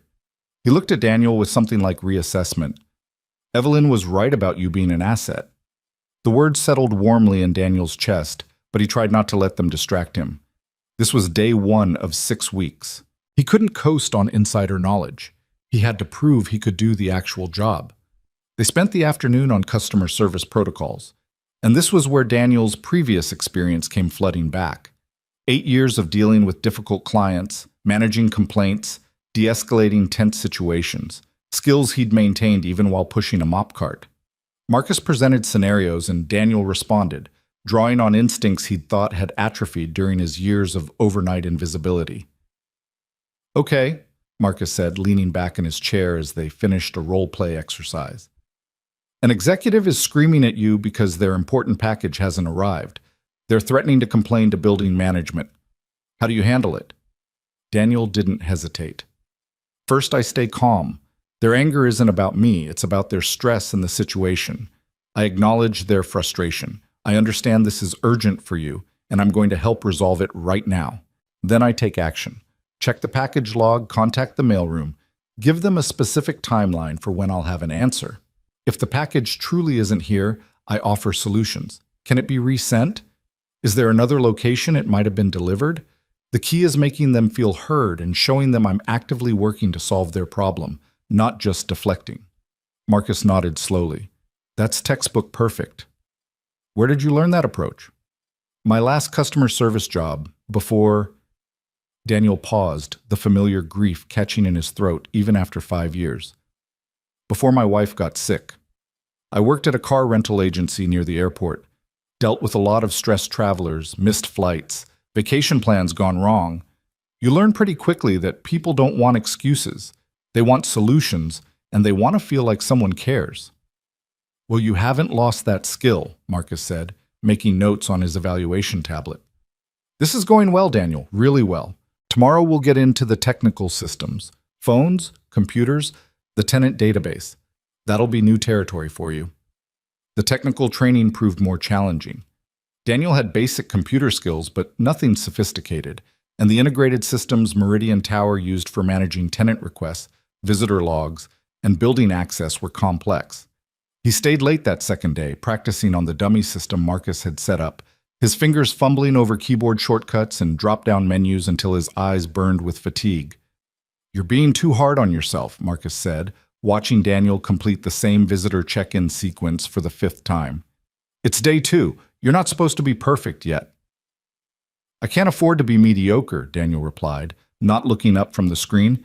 People are watching this, waiting to see if I fail. Marcus was quiet for a moment. Some people, maybe, but the ones who matter are watching to see you succeed. There's a difference. He closed his own laptop and stood. Go home, Daniel. Get some rest. Your son probably wants to see you. The mention of Liam snapped Daniel out of his hyperfocus. It was after 6. He'd promised to be home by 5:30. You're right. Thank you. I'll see you tomorrow. He rushed home to find Liam already fed and bathed, courtesy of Mrs. Chen, playing with blocks in their small living space. The guilt of being late on only his second day warred with the reality that he'd been working to secure their future, and Daniel wasn't sure which feeling to let win. Daddy! Liam launched himself into Daniel's arms. Mrs. Chen said you're learning important computer stuff. I am, buddy, Daniel said, holding his son close and breathing in the simple comfort of his presence. It's harder than I expected, but I'm figuring it out. You're smart, Liam said, with the absolute certainty that only 5-year-olds possessed. You can do anything. If only it were that simple. The days blurred into a rhythm that was grueling but purposeful. Daniel arrived early each morning, stayed late most evenings, and spent his nights reviewing training materials after Liam went to sleep. Marcus pushed him hard but fairly, never lowering standards but always explaining the reasoning behind each protocol, each system, each procedure. By the end of the first week, Daniel's fingers had developed muscle memory for the computer systems. By the end of the second, he could navigate the tenant database without thinking. But the real test came at the start of week 3, when Marcus introduced him to live shadowing. You're going to spend the next 2 weeks at the actual front desk, Marcus explained that Monday morning. Observing during the first week, then taking over with supervision during the second. Jennifer, she's our current front desk manager, will be training you directly. Daniel felt his stomach drop. Jennifer Moss was a fixture at Meridian Tower, had been managing the front desk for 8 years. She was professional, efficient, and had never once acknowledged his existence during his 4 years of janitorial work. To her, he'd been invisible. Just another member of the overnight crew who emptied trash bins and disappeared before the real workers arrived. Does she know about my background? Daniel asked carefully. Marcus's expression suggested he understood exactly what Daniel was asking. She knows you're transitioning from facilities services, and she knows Evelyn personally selected you for this training. That's all she needs to know. Jennifer turned out to be exactly as Daniel remembered. Mid-30s, impeccably dressed, with the kind of brisk efficiency that came from years of managing chaos disguised as routine. She looked him over when Marcus introduced them, her expression neutral but assessing. So you're the one everyone's been talking about, she said, and Daniel couldn't tell if that was positive or negative. Marcus says you already know the building inside out. I've worked here for 4 years, Daniel replied, keeping his voice even. Overnight facilities. Something flickered in Jennifer's eyes. Recognition, maybe, or surprise. The night janitor. I remember seeing you a few times when I worked late. She paused, and Daniel braced himself for judgment. Instead, she said, You always made sure everything was perfect before morning shift. I appreciated that. The unexpected acknowledgement caught Daniel off guard. Thank you. I tried to make things easier for the day staff. Well, now you'll be part of the day staff, Jennifer said, gesturing to the front desk. And this job is harder than it looks. You ready? The first day of shadowing was overwhelming. Jennifer managed approximately 50 interactions before lunch, signing in visitors, directing deliveries, answering phones, resolving tenant complaints, coordinating with building security, all while maintaining a pleasant demeanor and never appearing rushed. She made it look effortless, but Daniel could see the constant decision-making happening behind her professional smile, the way she prioritized and managed and juggled a dozen concerns simultaneously. The key, she told him during a brief lull, is staying 3 steps ahead. You're not just handling what's in front of you, you're anticipating what's coming next. See that courier who just walked in? By the time he reaches this desk, I've already noted which company's logo is on his uniform, pulled up their tenant list, and I'm ready to direct him to the right floor. Efficiency is respect. These people are busy. Don't waste their time. Daniel absorbed everything, taking mental notes and asking questions when Jennifer had a spare moment. By the end of the first shadowing day, his head was spinning with information and his feet hurt from standing for 8 hours straight. Ironic, given that he'd spent years working overnight shifts that were just as long, but somehow this felt different, more exposed, more demanding in ways that had nothing to do with physical labor. You did well today, Jennifer said as they prepared to leave. You ask good questions. You don't interrupt. You watch and learn. That's rarer than you'd think. I can't afford to waste this opportunity, Daniel said honestly. Jennifer studied him for a moment. Marcus told me about your interview, about what happened with the hiring panel. She paused, choosing her words carefully. I want you to know something. I've trained a lot of people for this desk. Some of them had fancy degrees and perfect resumes. A lot of them couldn't hack it because they thought customer service was beneath them, or they couldn't handle the pressure, or they just didn't care enough about doing it right. She met his eyes directly. You're going to be good at this job, Daniel. I can tell. Because you already understand something they had to learn the hard way. That all work has dignity, and how you do something matters more than what you're doing. The words hit Daniel harder than he expected, and he had to swallow against the sudden tightness in his throat. Thank you. That means a lot. Don't thank me yet, Jennifer said with a slight smile. Wait until you've survived your first medical emergency or dealt with your first impossible client. Then we'll see if you still want to be here. But Daniel did survive his first medical emergency on his 4th day of shadowing when an elderly woman visiting her daughter's office became dizzy and collapsed near the elevators. Without thinking, Daniel moved, his body remembering the training he'd maintained all these years. He stabilized her, checked her vital signs, kept her calm and talking while Jennifer called for paramedics. By the time the ambulance arrived, the woman was sitting up and insisting she was fine, embarrassed by the attention. "That was impressive," Jennifer said after the paramedics had taken the woman to the hospital for observation. "You didn't panic, you just handled it." "It's not my first time," Daniel admitted.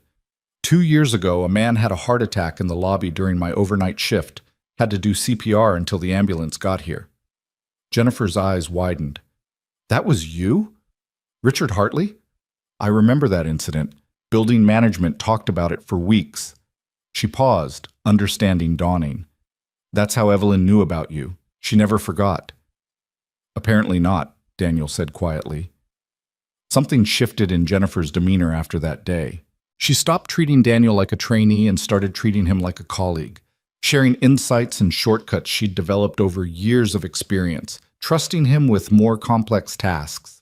By the end of the first shadowing week, she was letting him take the lead on routine interactions while she observed, only stepping in when something new arose. The second week, the supervised solo week, proved both exhilarating and terrifying. Daniel arrived each morning knowing he'd be managing the desk himself, with Jennifer nearby but not intervening unless absolutely necessary. Every interaction felt like a test, every decision weighted with the awareness that people were watching, judging, waiting to see if the former janitor could actually do this job. On Tuesday of that week, Trevor Ashford, the same operations manager who'd smirked his way through Daniel's interview, came through the lobby with a client. He stopped at the front desk, and Daniel saw the moment of recognition cross his face, followed by something that looked like discomfort. "Good morning," Daniel said professionally, keeping his voice neutral. "How can I help you?" Trevor cleared his throat. "We're heading up to the 8th floor, conference room B." Daniel pulled up the system, noting that conference room B was already reserved for another meeting. "I show that room is currently booked until 11. Conference room D is available if you need it sooner, or I can contact the 8th floor and see if they're running late." "Conference room D doesn't have the AV setup we need," Trevor said, his voice taking on an edge of impatience. "It does now," Daniel replied calmly. The AV system was upgraded in all conference rooms last month. Conference room D actually has a newer system than B. Better projection, improved acoustics. I can have someone from IT meet you there to walk you through the controls if you'd like. Trevor stared at him for a moment, clearly not expecting that level of detailed knowledge. His client, a woman in her 50s with sharp eyes, looked impressed. "That would be helpful, thank you." Daniel made the call to a T, confirmed the setup, printed temporary access badges for Trevor and his client, and directed them to the elevators with clear instructions.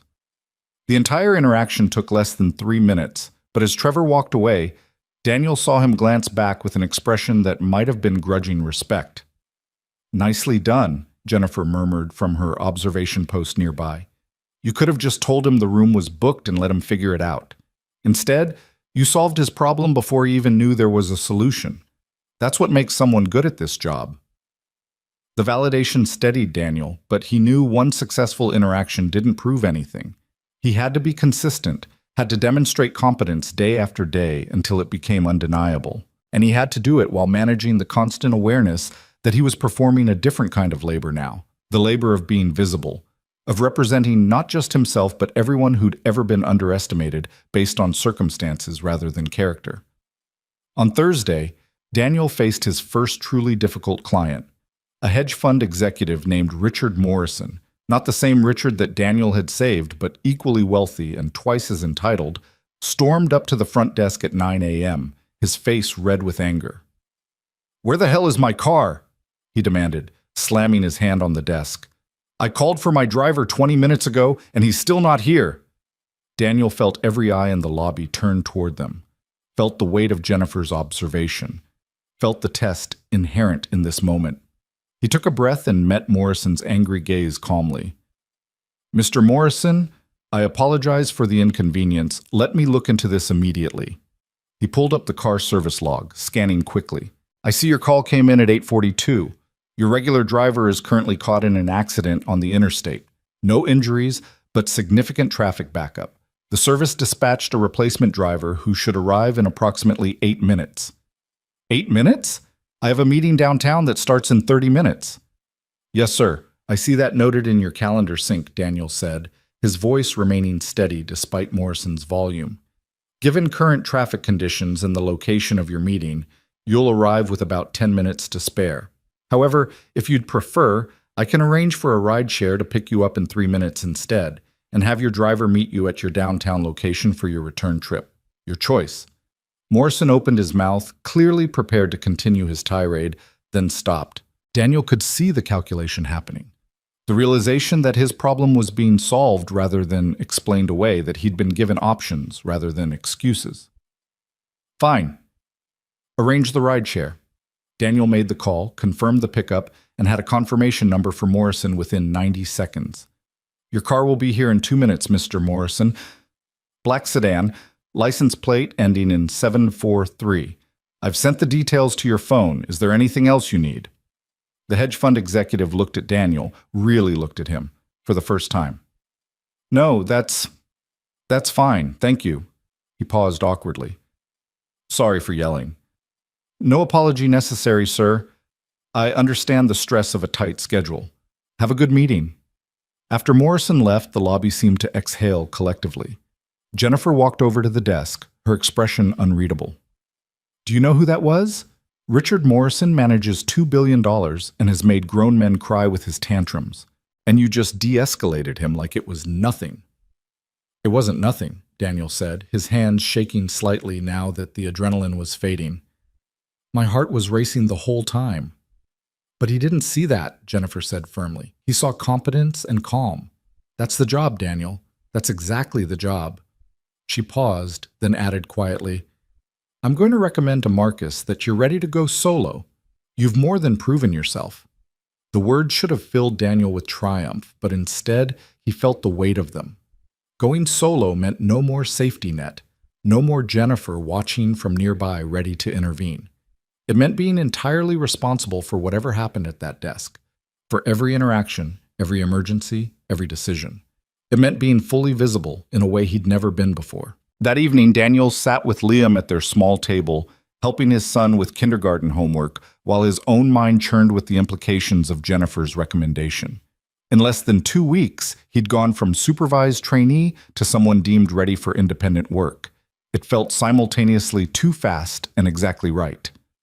Daddy, you're not paying attention, Liam said, tugging on Daniel's sleeve. I asked you what letter this is. Daniel focused on the worksheet. That's a G, buddy. Can you think of words that start with G? Grandma, Liam said immediately, and Daniel's chest tightened. Sarah's mother had passed away years before they'd even met.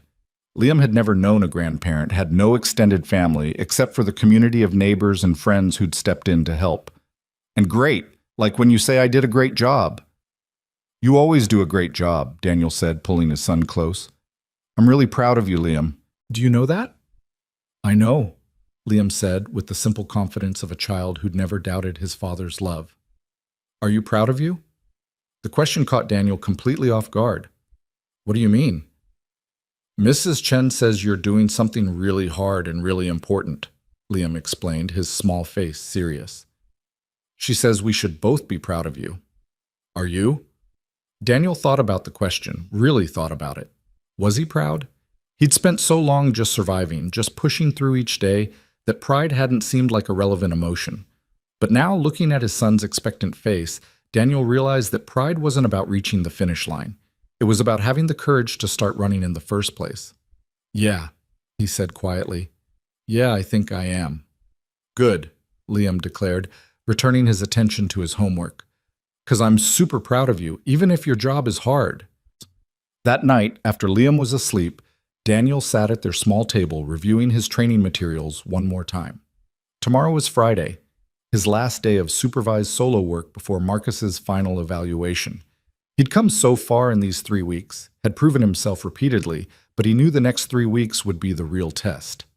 His phone buzzed with a text from Marcus. Jennifer gave a glowing report. Meeting tomorrow at 4 p.m. to discuss your transition to full position. Great work, Daniel. Daniel read the message 3 times, letting the reality sink in. He was going to make it. Not because someone had given him charity, not because someone felt sorry for him, but because he'd proven, day after day, interaction after interaction, that he belonged at that desk. That merit mattered, that a man could be underestimated and still rise above those assumptions through competence and character. He looked around their small apartment, the cramped space that had been all he could afford, the secondhand furniture, the walls covered with Liam's artwork and photos of Sarah. Soon, they'd be able to move somewhere better. Soon, the medical bills would be manageable. Soon, he could start building the life he'd promised Sarah he would build for their son. But more than any of that, he'd proven something to himself, that he was more than the sum of his circumstances, that dignity wasn't something granted by job titles or income brackets, that being seen for who you really were, not who assumptions made you, could change everything. Daniel closed his training materials and allowed himself a moment of quiet gratitude. For Evelyn Cross, who'd run after him in the rain. For Marcus Chen, who trained him fairly. For Jennifer Moss, who'd seen his potential. For Ramon, who'd always treated him with dignity. For Mrs. Chen, who'd cared for Liam like her own grandson. For all the people who'd helped him reach this moment. And for Sarah, who'd believed in him even when he'd stopped believing in himself. Tomorrow was Friday, the beginning of the end of training, the start of something new. Daniel Harper went to bed that night knowing that the hardest parts were still ahead, that going solo meant facing challenges without a safety net, that there would be difficult days and demanding clients and moments when he questioned whether he could really do this. But he also went to bed knowing that he'd already overcome the biggest obstacle, the belief that he wasn't worthy of being seen. Everything else was just details. The meeting with Marcus at 4 p.m. on Friday felt both momentous and surprisingly casual. They sat in the same conference room where Daniel had filled out his initial paperwork 3 weeks ago, but everything felt different now. Marcus had his evaluation tablet open, but his expression was warm rather than formal. "I'm not going to drag this out," Marcus said, sliding a printed document across the table. "You've exceeded every benchmark we set for this training period.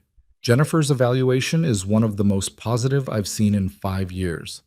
Your technical proficiency scores are excellent, your customer service metrics are outstanding, and multiple tenants have specifically commented on your professionalism." He paused, a slight smile crossing his face. "You've proven that Evelyn's instincts about you were absolutely correct." Daniel picked up the evaluation report, scanning the rows of scores and comments that represented 3 weeks of grueling work and constant pressure to prove himself. Seeing it quantified like this, seeing objective evidence that he'd succeeded, made something in his chest loosen slightly. "So what happens now?" he asked. "Now we move you to independent operation for the final 3 weeks of your probationary period," Marcus explained. "You'll be handling the front desk solo during your assigned shifts. Jennifer will still be around if you need backup during overlap hours. And I'll be checking in regularly, but you're essentially running the show." He leaned forward slightly. "This is where it gets real, Daniel. Training scenarios are controlled. Real work is chaos.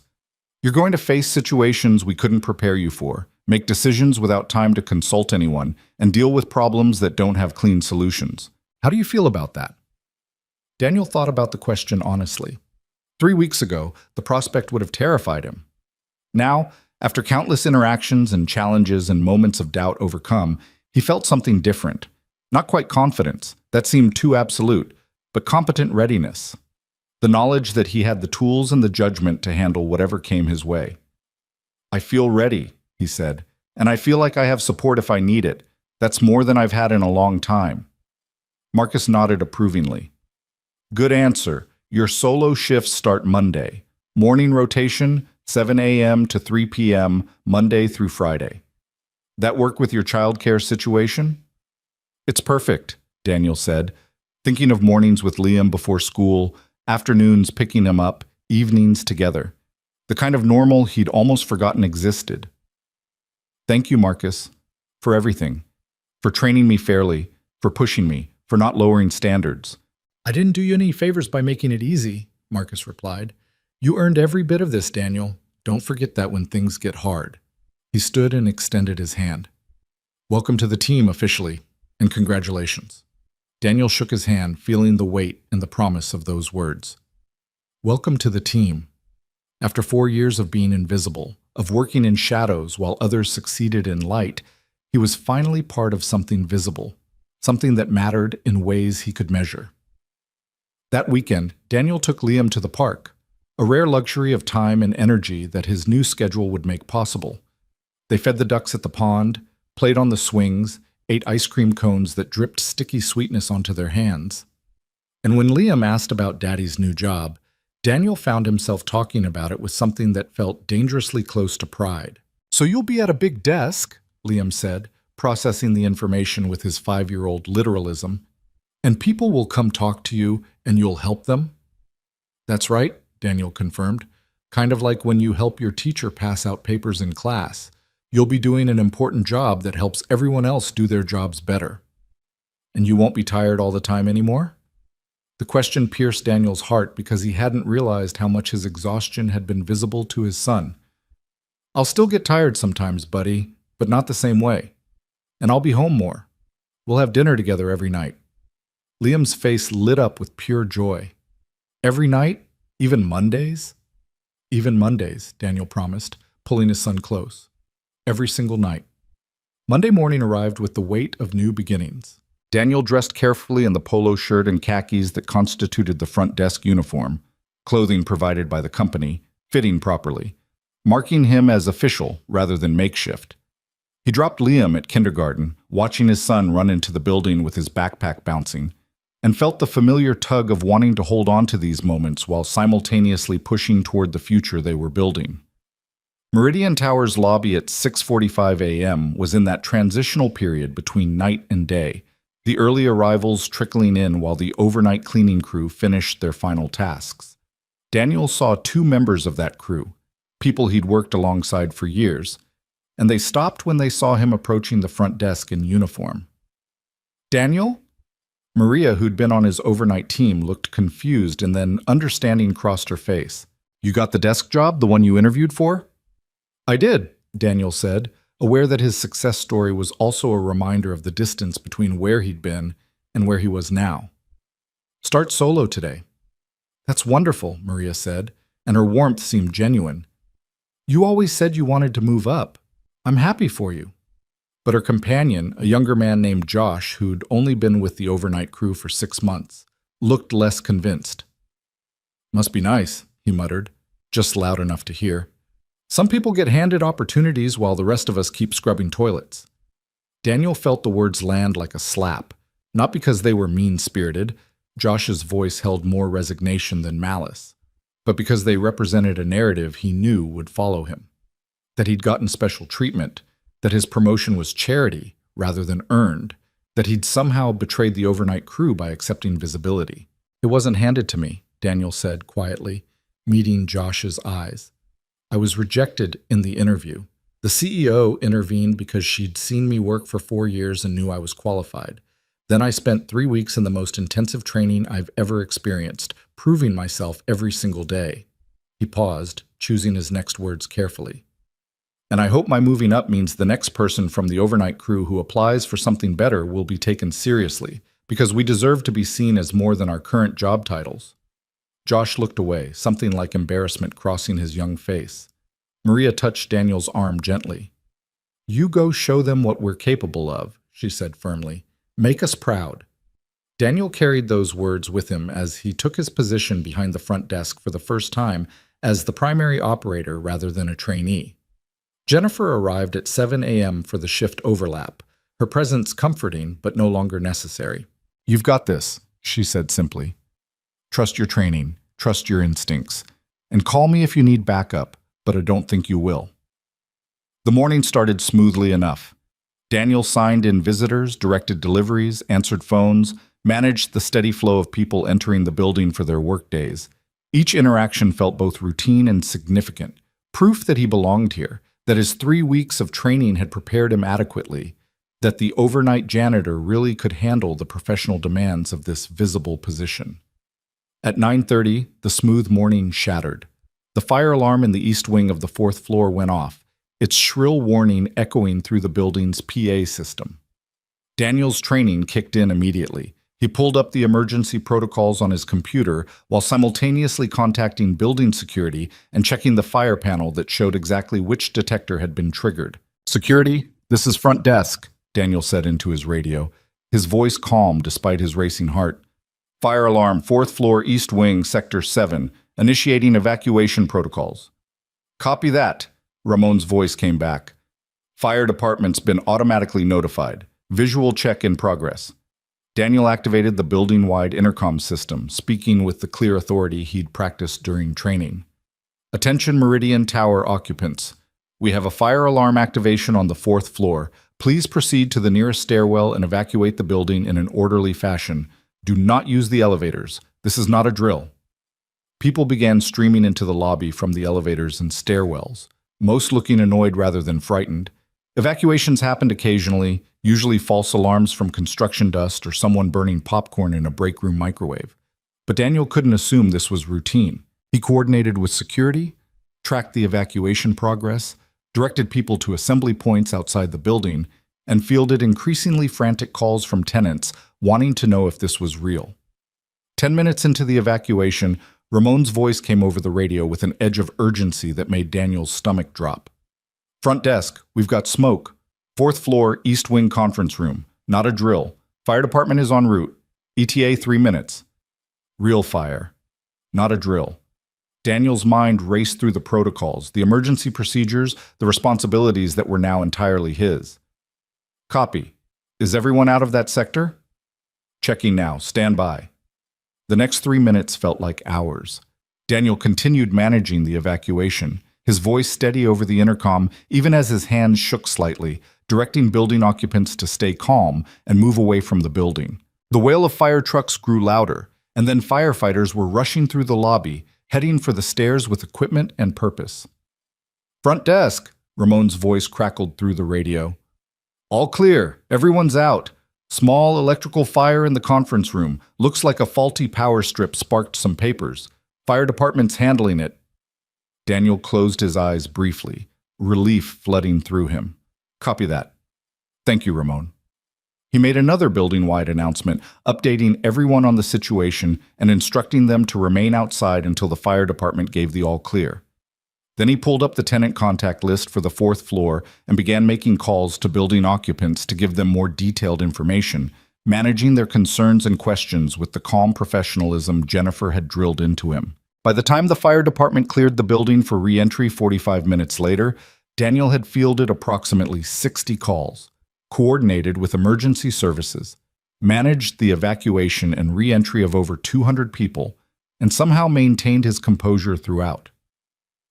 When the last tenant had returned to their office and the lobby had settled back into something approaching normalcy, he sat down in the front desk chair and realized his shirt was damp with sweat and his hands were trembling.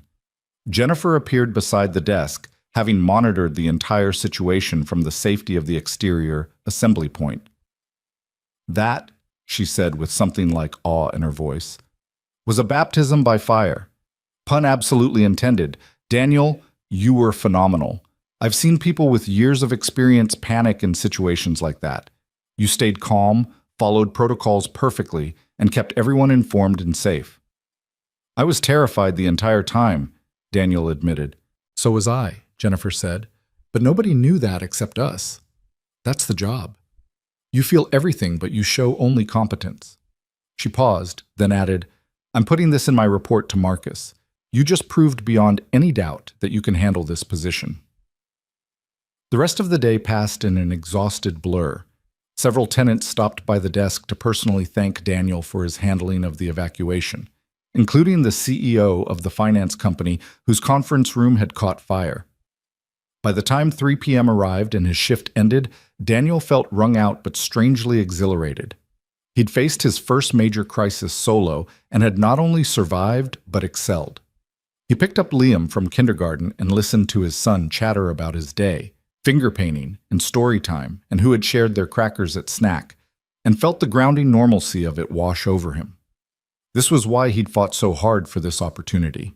Not just for better pay or benefits, though those mattered enormously, but for this, the ability to be present for his son, to be part of normal life rhythms, to build a future that was about more than just survival. That evening, after Liam was asleep, Daniel's phone rang with a number he didn't recognize. He answered cautiously. Hello? Daniel, it's Evelyn Cross. I hope I'm not calling too late. Daniel sat up straighter, his exhaustion forgotten. No, not at all. Is everything okay? More than okay, Evelyn said, and he could hear the smile in her voice.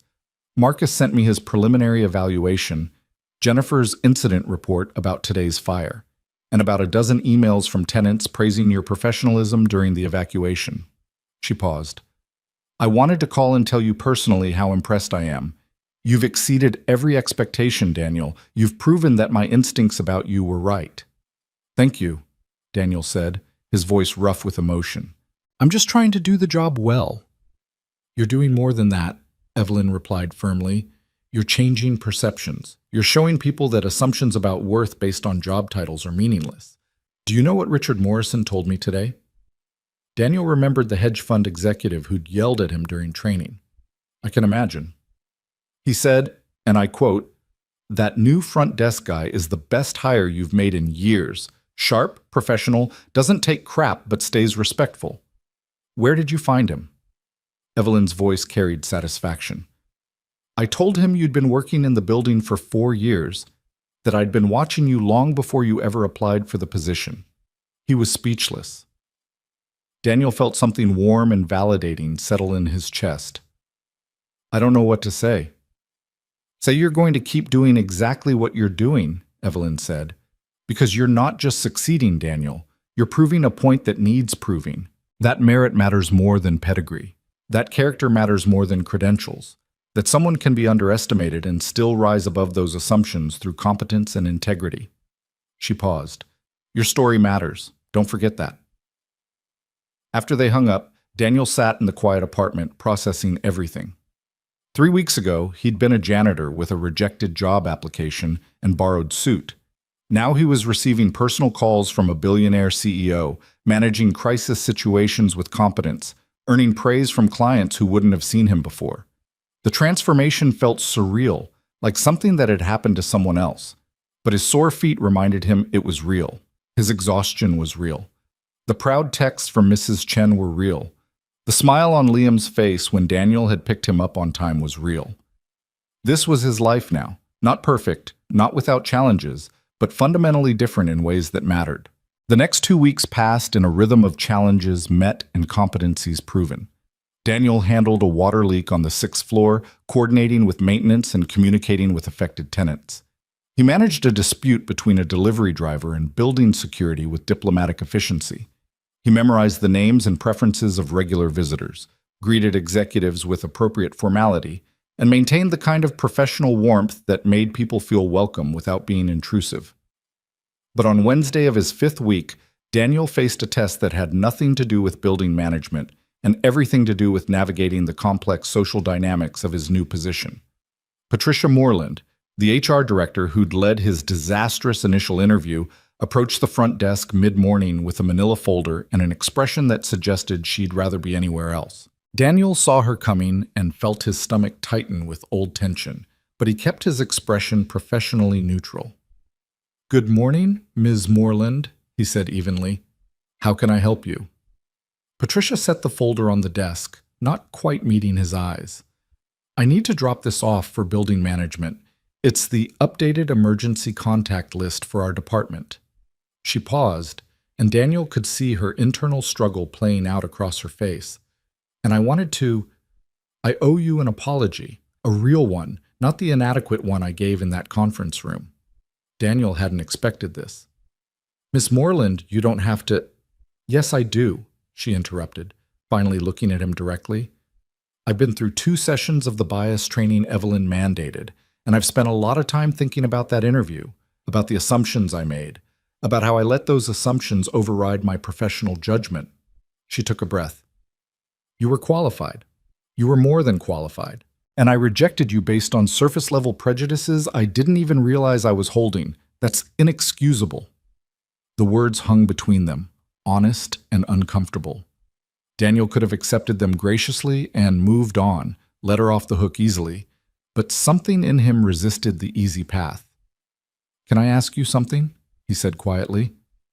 "When you looked at my application, when you saw janitorial services as my current position, what did you actually think? Not what you think you should say now, but what genuinely went through your mind then." Patricia flinched slightly, but to her credit, she didn't deflect. I thought you were overreaching. I thought you didn't understand what the position required. I thought, she paused, clearly forcing herself to be honest. I thought people who clean buildings don't have the skills or presence for client-facing roles. I saw your job title and stopped seeing you as a person with potential. Thank you for being honest, Daniel said, and he meant it. That's what I needed to hear, because that kind of thinking, that's what keeps people trapped. When we decide someone's current circumstances define their capabilities, we rob them of the chance to show us what they're actually capable of. He paused, choosing his words carefully. I don't tell you this to make you feel worse, but to help you understand why that interview hurt so much. It wasn't just about one job. It was about being told, again, that I wasn't enough. That my 4 years of reliable work, my proven crisis management, my actual qualifications, none of that mattered as much as the fact that I pushed a mop cart. Patricia's eyes were bright with unshed tears. I'm so sorry, Daniel, truly. And I'm grateful, more than you know, that Evelyn intervened. Because watching you work these past few weeks, seeing how good you are at this job, has forced me to confront my own biases in ways that have been painful but necessary. Daniel nodded slowly. This was real contrition, not performative guilt. I appreciate you saying that, and I appreciate that you're doing the work to change. That matters more than a perfect apology. For what it's worth, Patricia added, I've been recommending changes to our hiring practices. Blind resume reviews for initial screening, standardized interview questions, mandatory bias training for anyone involved in hiring decisions. Evelyn's been receptive to all of it. Your experience is literally changing how we operate as a company. That revelation landed with unexpected weight. His rejection, his struggle, his eventual success, it wasn't just about him. It was becoming part of something larger, a shift in how this company thought about potential and worth and opportunity. That's good, Daniel said quietly. Really good. Because I'm not the only person who's ever been underestimated.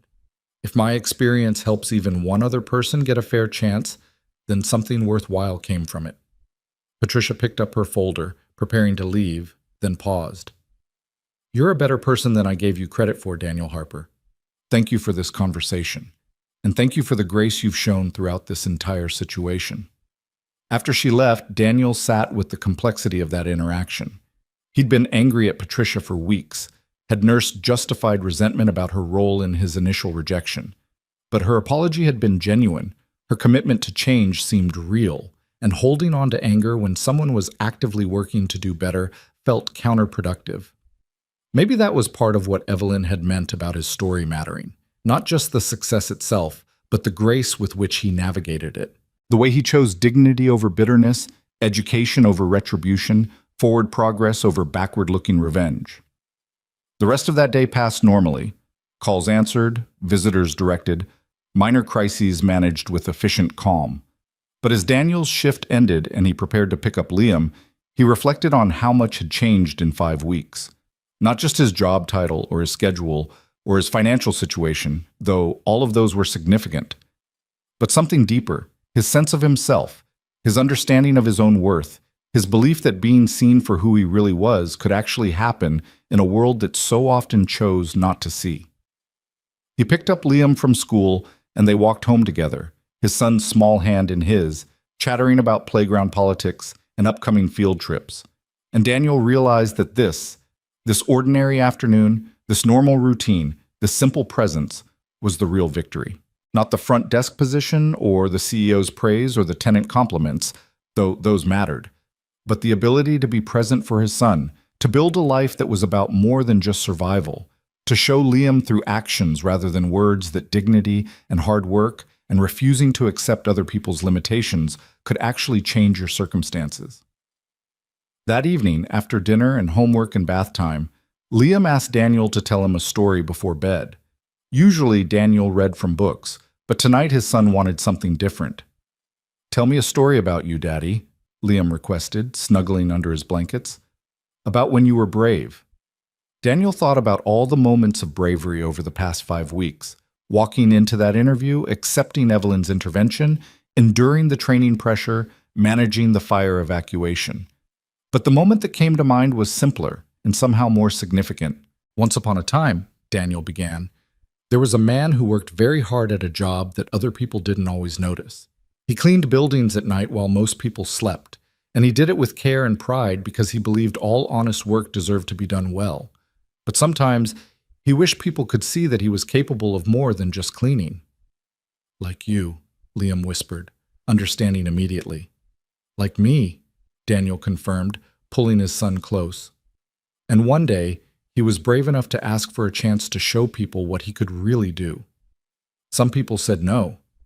They looked at what he was doing and couldn't imagine him doing anything different. But one person said yes, she saw who he really was, not just what his job made him seem, and that gave him the chance to be brave again, every single day, by working hard and proving he deserved that chance. Did he prove it? Liam asked, even though he clearly knew the answer. He's still proving it, Daniel said honestly. Every day. Because being brave isn't something you do once. It's something you choose again and again, even when it's hard, even when you're scared, even when people doubt you. Liam was quiet for a moment, processing this. Then he said something that made Daniel's throat tighten with emotion. I want to be brave like that when I grow up.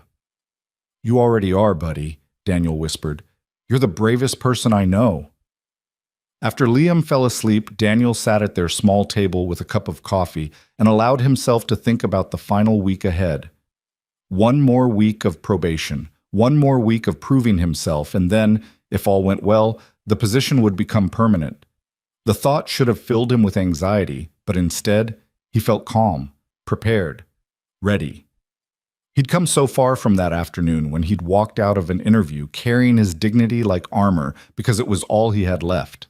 He'd transformed from invisible to visible, from overlooked to valued, from survival mode to something that felt dangerously close to thriving.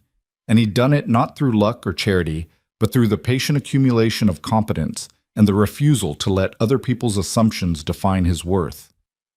One more week, 7 more days of showing up and doing the work with integrity and skill. 7 more days of being present for his son, of building a future that honored Sarah's memory and Liam's potential. 7 more days of proving that the overnight janitor really did belong behind that front desk, that merit actually mattered, that being seen could change everything. Daniel finished his coffee and went to bed, knowing that tomorrow would bring new challenges and new opportunities to demonstrate why Evelyn Cross had run after him in the rain, why Marcus Chen had trained him rigorously, why Jennifer Moss had believed in his potential. And knowing that he was ready, not because he was perfect or fearless, but because he'd learned that bravery wasn't the absence of fear. It was showing up despite the fear, working hard despite the doubt, choosing dignity despite the pressure to settle for less. The final week would be his chance to prove that truth one more time. And Daniel Harper was more than ready for it. The final week began on a Monday morning that felt both ordinary and weighted with significance. Daniel arrived at Meridian Tower at 6:45 as usual, the October air crisp with the promise of autumn fully taking hold. He dressed with particular care that morning, his uniform pressed, his shoes polished, carrying himself with the quiet confidence of someone who'd earned his place through competence rather than luck. Liam had wished him good luck at drop-off, wrapping his small arms around Daniel's neck and whispering, "You're gonna be great, Daddy," with the absolute certainty that only children possessed. The lobby was just beginning to fill with early arrivals when Daniel took his position behind the front desk. Ramon caught his eye from the security station and gave him a subtle nod of encouragement. Jennifer wouldn't be overlapping shifts this week. This was Daniel's final test of complete independence, his chance to demonstrate that he could handle the position without backup or supervision. The morning progressed smoothly, each interaction reinforcing the routines Daniel had internalized over the past 5 weeks. He greeted executives by name, directed visitors with efficient warmth, managed phone calls and deliveries with the kind of seamless multitasking that looked effortless but required constant awareness. By lunch, he'd handled approximately 40 interactions without a single misstep, and he allowed himself to feel cautiously optimistic about the week ahead. That optimism lasted until 2:15 when Richard Hartley walked through the rotating doors. Daniel recognized him immediately. How could he not? This was the man whose life he'd saved 2 years ago, the business partner Evelyn had mentioned, the reason she'd been paying attention when Daniel applied for the front desk position. Hartley was in his late 50s, distinguished in the way that came from decades of success, carrying himself with the confidence of someone who'd never had to question whether he belonged anywhere. Hartley approached the desk, and Daniel saw the exact moment recognition flickered across the executive's face. His steps slowed slightly, his expression shifting from business-like neutrality to something more complex: surprise, recognition, and what might have been embarrassment. "Mr. Hartley," Daniel said professionally, keeping his voice warm but not overly familiar. "Welcome back to Meridian Tower. How can I help you today?" Hartley stopped at the desk, studying Daniel's face as if confirming what he was seeing. "You're the janitor, the man who saved my life." "I'm Daniel Harper," Daniel replied evenly, not denying the history but not letting it define him either. "I currently work the front desk. Are you here to see someone specific?" "I'm meeting with Evelyn," Hartley said, still processing Daniel's presence in this new context. "But I have to say, I'm surprised to see you here, in this capacity." Daniel could hear the unspoken question beneath those words, the confusion about how a janitor ended up at the front desk, the assumptions about what that transition meant. He met Hartley's gaze directly. "Ms. Cross recognized that my qualifications extended beyond facilities services. I went through 6 weeks of training and evaluation. Today is the start of my final probationary week before the position becomes permanent." Something shifted in Hartley's expression, not quite approval, but a reassessment. "I see. Well, that's good. You certainly proved you could handle pressure during that incident 2 years ago." He paused, and Daniel could see him working through something internally. "I never properly thanked you for that, did I? I tried to give you money, and you refused, and I think I felt awkward about it afterward. But you saved my life, Daniel.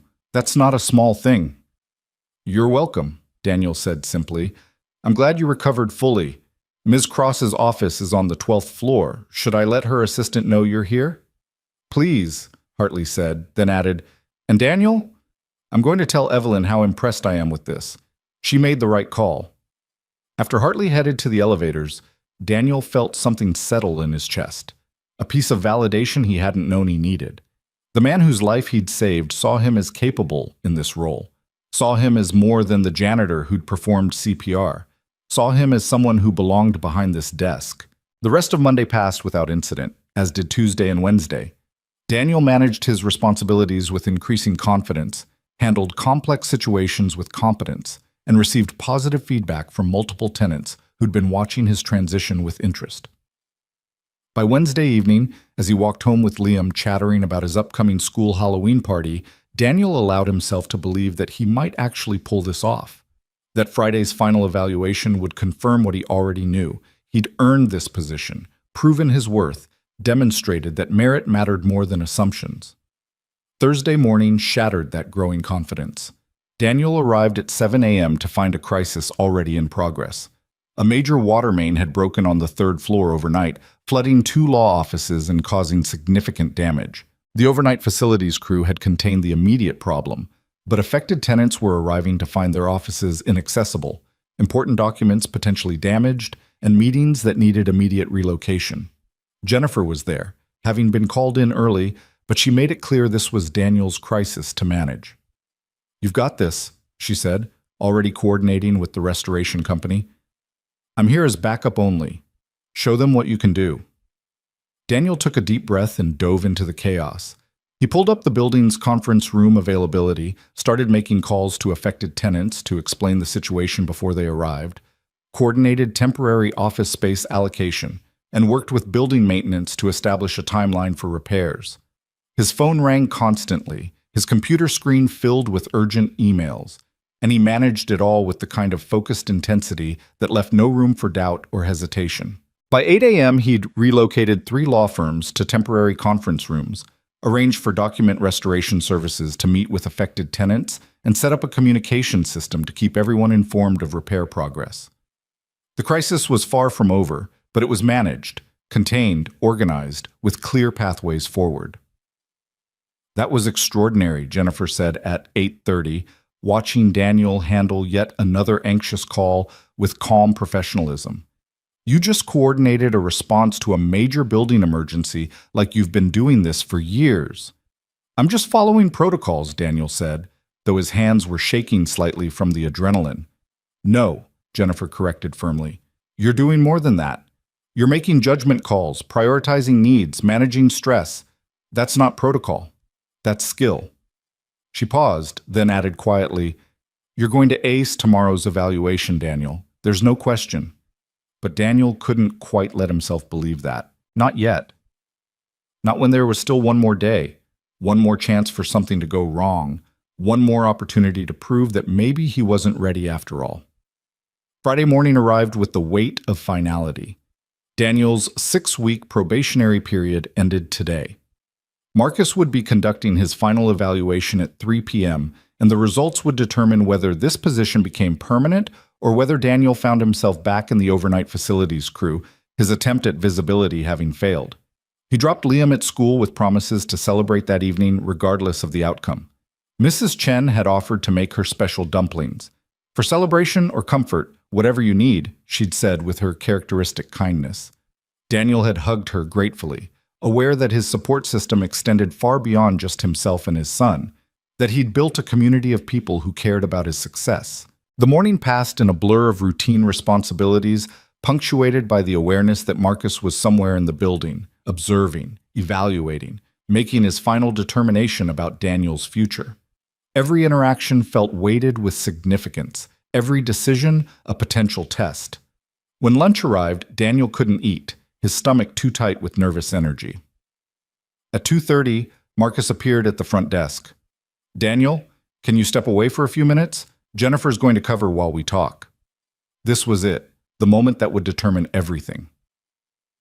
They walked to the same conference room where this had all begun 6 weeks ago, where Patricia and Trevor and Rebecca had rejected him based on assumptions, where Evelyn had later confronted those assumptions, where Daniel had filled out paperwork that promised benefits and opportunity and a chance to be seen. Now, he sat across from Marcus again, but this time he wasn't wearing a borrowed suit that didn't fit. This time, he belonged here. Marcus opened his tablet and pulled up what was clearly a comprehensive evaluation document. 6 weeks ago, you walked into this building as a janitor applying for a position you'd been told you weren't qualified for. Today, you're one of the most competent front desk operators I've ever had the privilege of training. He looked up from his tablet, his expression warm. Daniel, you've exceeded every metric we set. Your technical proficiency is excellent. Your customer service ratings are outstanding. Your crisis management, particularly during the fire evacuation and yesterday's flooding emergency, has been exemplary. Multiple tenants have specifically requested that you continue in this role. Evelyn has personally told me that hiring you was one of the best decisions she's made this year. Daniel felt his throat tighten with emotion, but Marcus wasn't finished. More than that, you've changed the culture here. People are questioning their assumptions about worth and potential.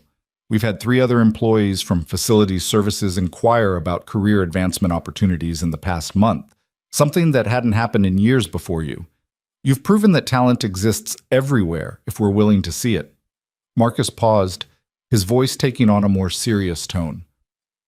But I need to ask you something honestly. This transition hasn't been easy. You've faced scrutiny and pressure that other candidates wouldn't experience. You've had to prove yourself over and over. Are you sure you want to continue in this position? Because if you do, it becomes permanent today. Full benefits, standard salary for the role, and the expectation that you'll continue performing at this level. Daniel thought about the question, really thought about it. These 6 weeks had been grueling, exhausting, filled with moments of doubt and pressure, and the constant awareness that he was being watched and evaluated in ways that went beyond standard job performance. But they had also been transformative. He'd rediscovered skills he thought he'd lost, proven capabilities he'd stopped believing he possessed, and most importantly, he'd shown his son that circumstances didn't have to be permanent, that dignity and hard work could actually change your situation. I want this, Daniel said firmly, not because it's easier than facilities work. In some ways it's harder, but because it lets me be present for my son in ways I haven't been able to be for 5 years. Because it's challenged me to grow in ways I'd stopped believing were possible. And because someone believed I was capable when I'd almost stopped believing it myself. I want to honor that faith by continuing to do this work with integrity and excellence." Marcus smiled, and there was genuine warmth in his expression. "That's exactly what I hoped you'd say.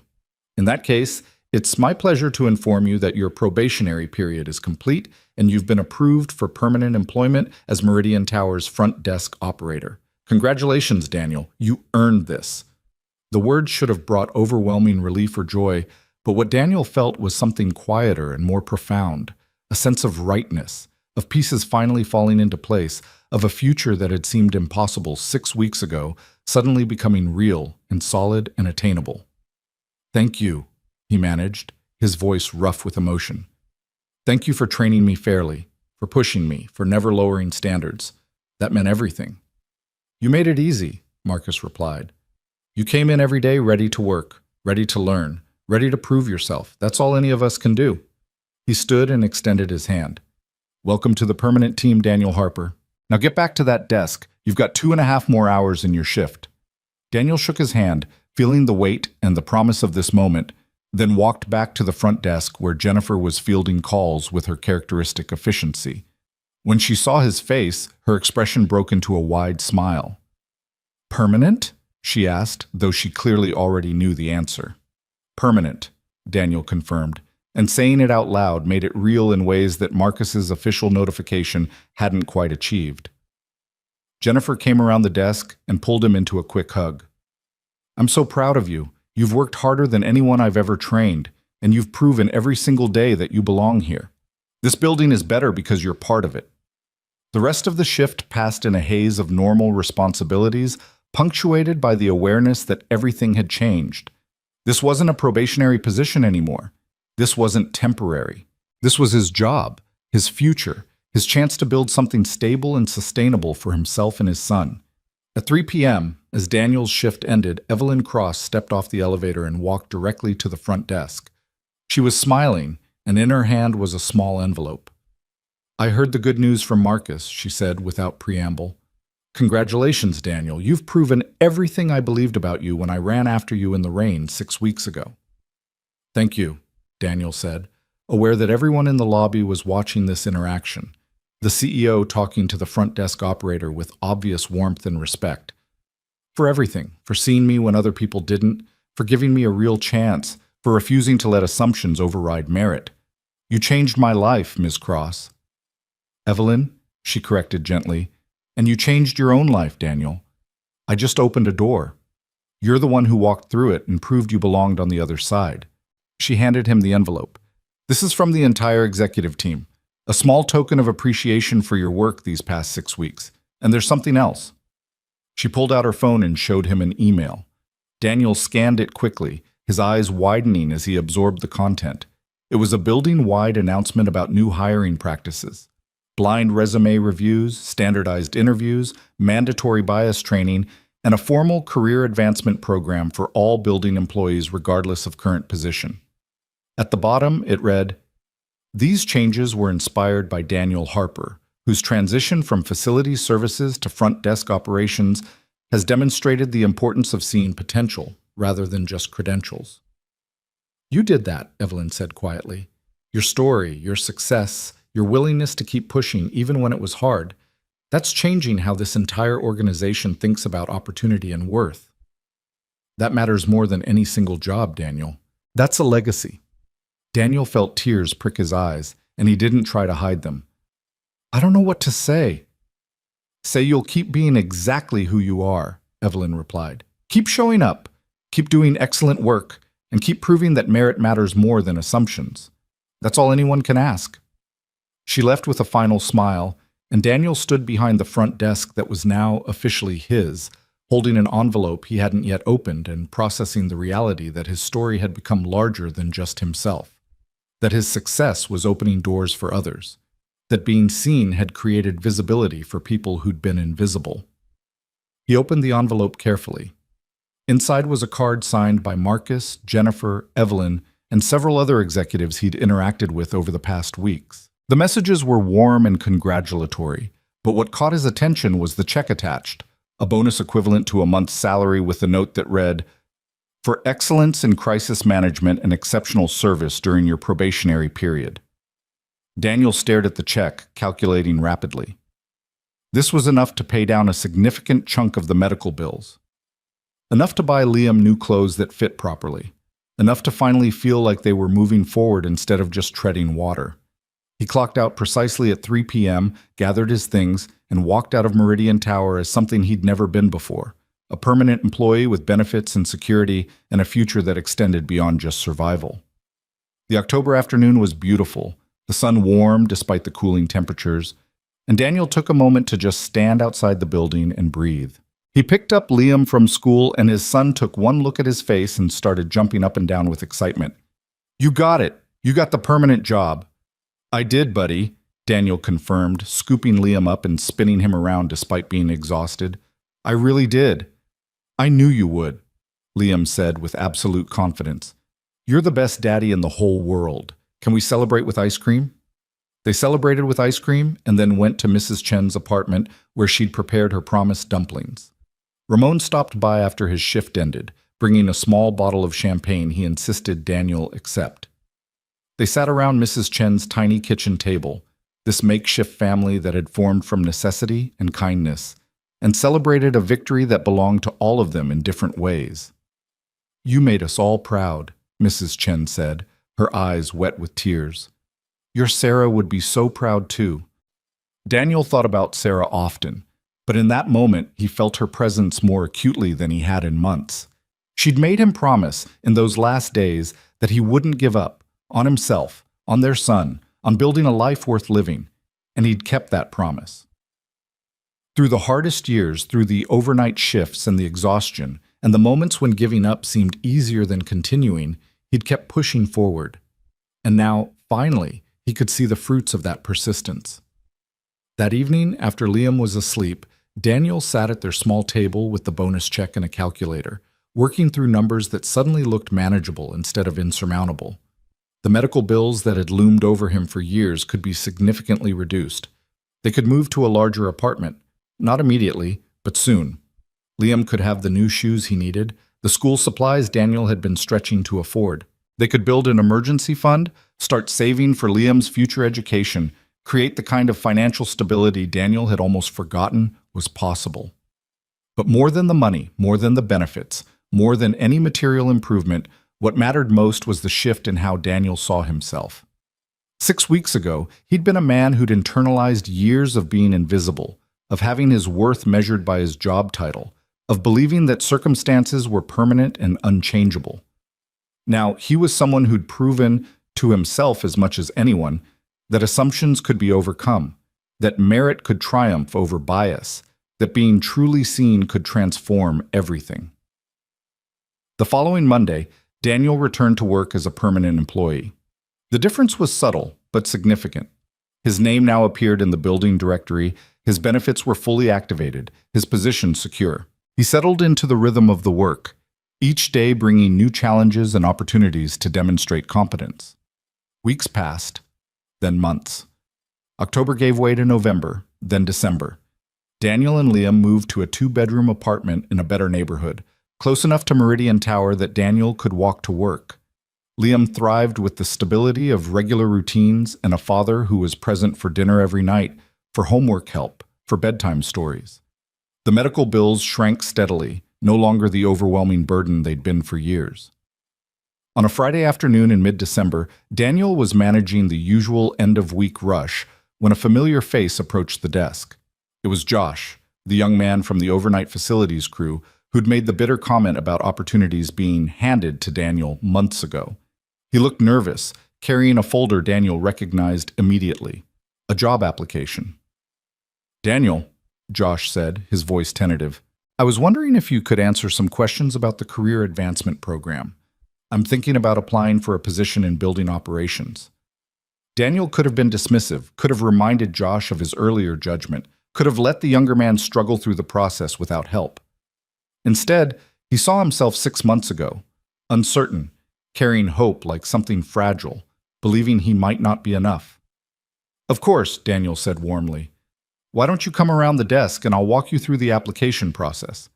The program is specifically designed to give people like us a real chance to advance based on our skills and potential, not just our current titles. As Daniel helped Josh navigate the application, explaining what to emphasize and how to present his experience, he realized this was part of what Evelyn had meant about legacy. His success had created pathways for others. His visibility had made it possible for people who'd been invisible to imagine different futures for themselves. That mattered more than any individual achievement. Christmas came and went, the first holiday season in years, where Daniel didn't have to choose between gifts for Liam and paying bills. They spent the day at Mrs. Chen's apartment with Ramon and a few other neighbors, this chosen family that had formed from shared struggles and mutual support. Liam was deliriously happy with his new books and building blocks, but what made Daniel's throat tight with emotion was watching his son's face as they decorated their new apartment together, hanging lights and stockings in a space that finally felt like a real home. On New Year's Eve, after Liam had fallen asleep despite his best efforts to stay awake until midnight, Daniel stood at the window of their apartment looking out at the city lights. 6 months ago, his future had seemed locked in place. Endless overnight shifts, mounting debt, survival mode that never quite allowed for thriving. Now he had security and stability and the kind of life he'd almost stopped believing was attainable. His phone buzzed with a text from Evelyn. "Happy New Year, Daniel. Grateful every day that I ran after you in the rain. You've made Meridian Tower better just by being yourself." Daniel read the message several times, feeling the weight of gratitude and responsibility it carried. He'd been given a chance, a real, genuine chance, and he'd proven himself worthy of it. But more than that, he'd helped create a system where others might receive similar chances, where assumptions about worth based on job titles were being challenged, where merit was starting to matter more than appearances. He thought about the journey from that afternoon when he'd walked out of an interview carrying only his dignity, to this moment standing in his own apartment with a sleeping son and a secure future. It hadn't been linear or easy. It had required resilience and competence and the willingness to be vulnerable enough to accept help when it was offered. It had required advocates like Evelyn who saw potential where others saw only limitations. It had required a community of support that lifted him when he stumbled and celebrated when he succeeded. But mostly, it had required Daniel's own choice. The choice to believe he was worthy of being seen. The choice to show up every day and prove himself. The choice to maintain dignity even when circumstances suggested it was a luxury he couldn't afford. In January, Daniel received his first performance review as a permanent employee. Marcus's evaluation was glowing, noting exceptional customer service, consistent professionalism, and impressive crisis management skills.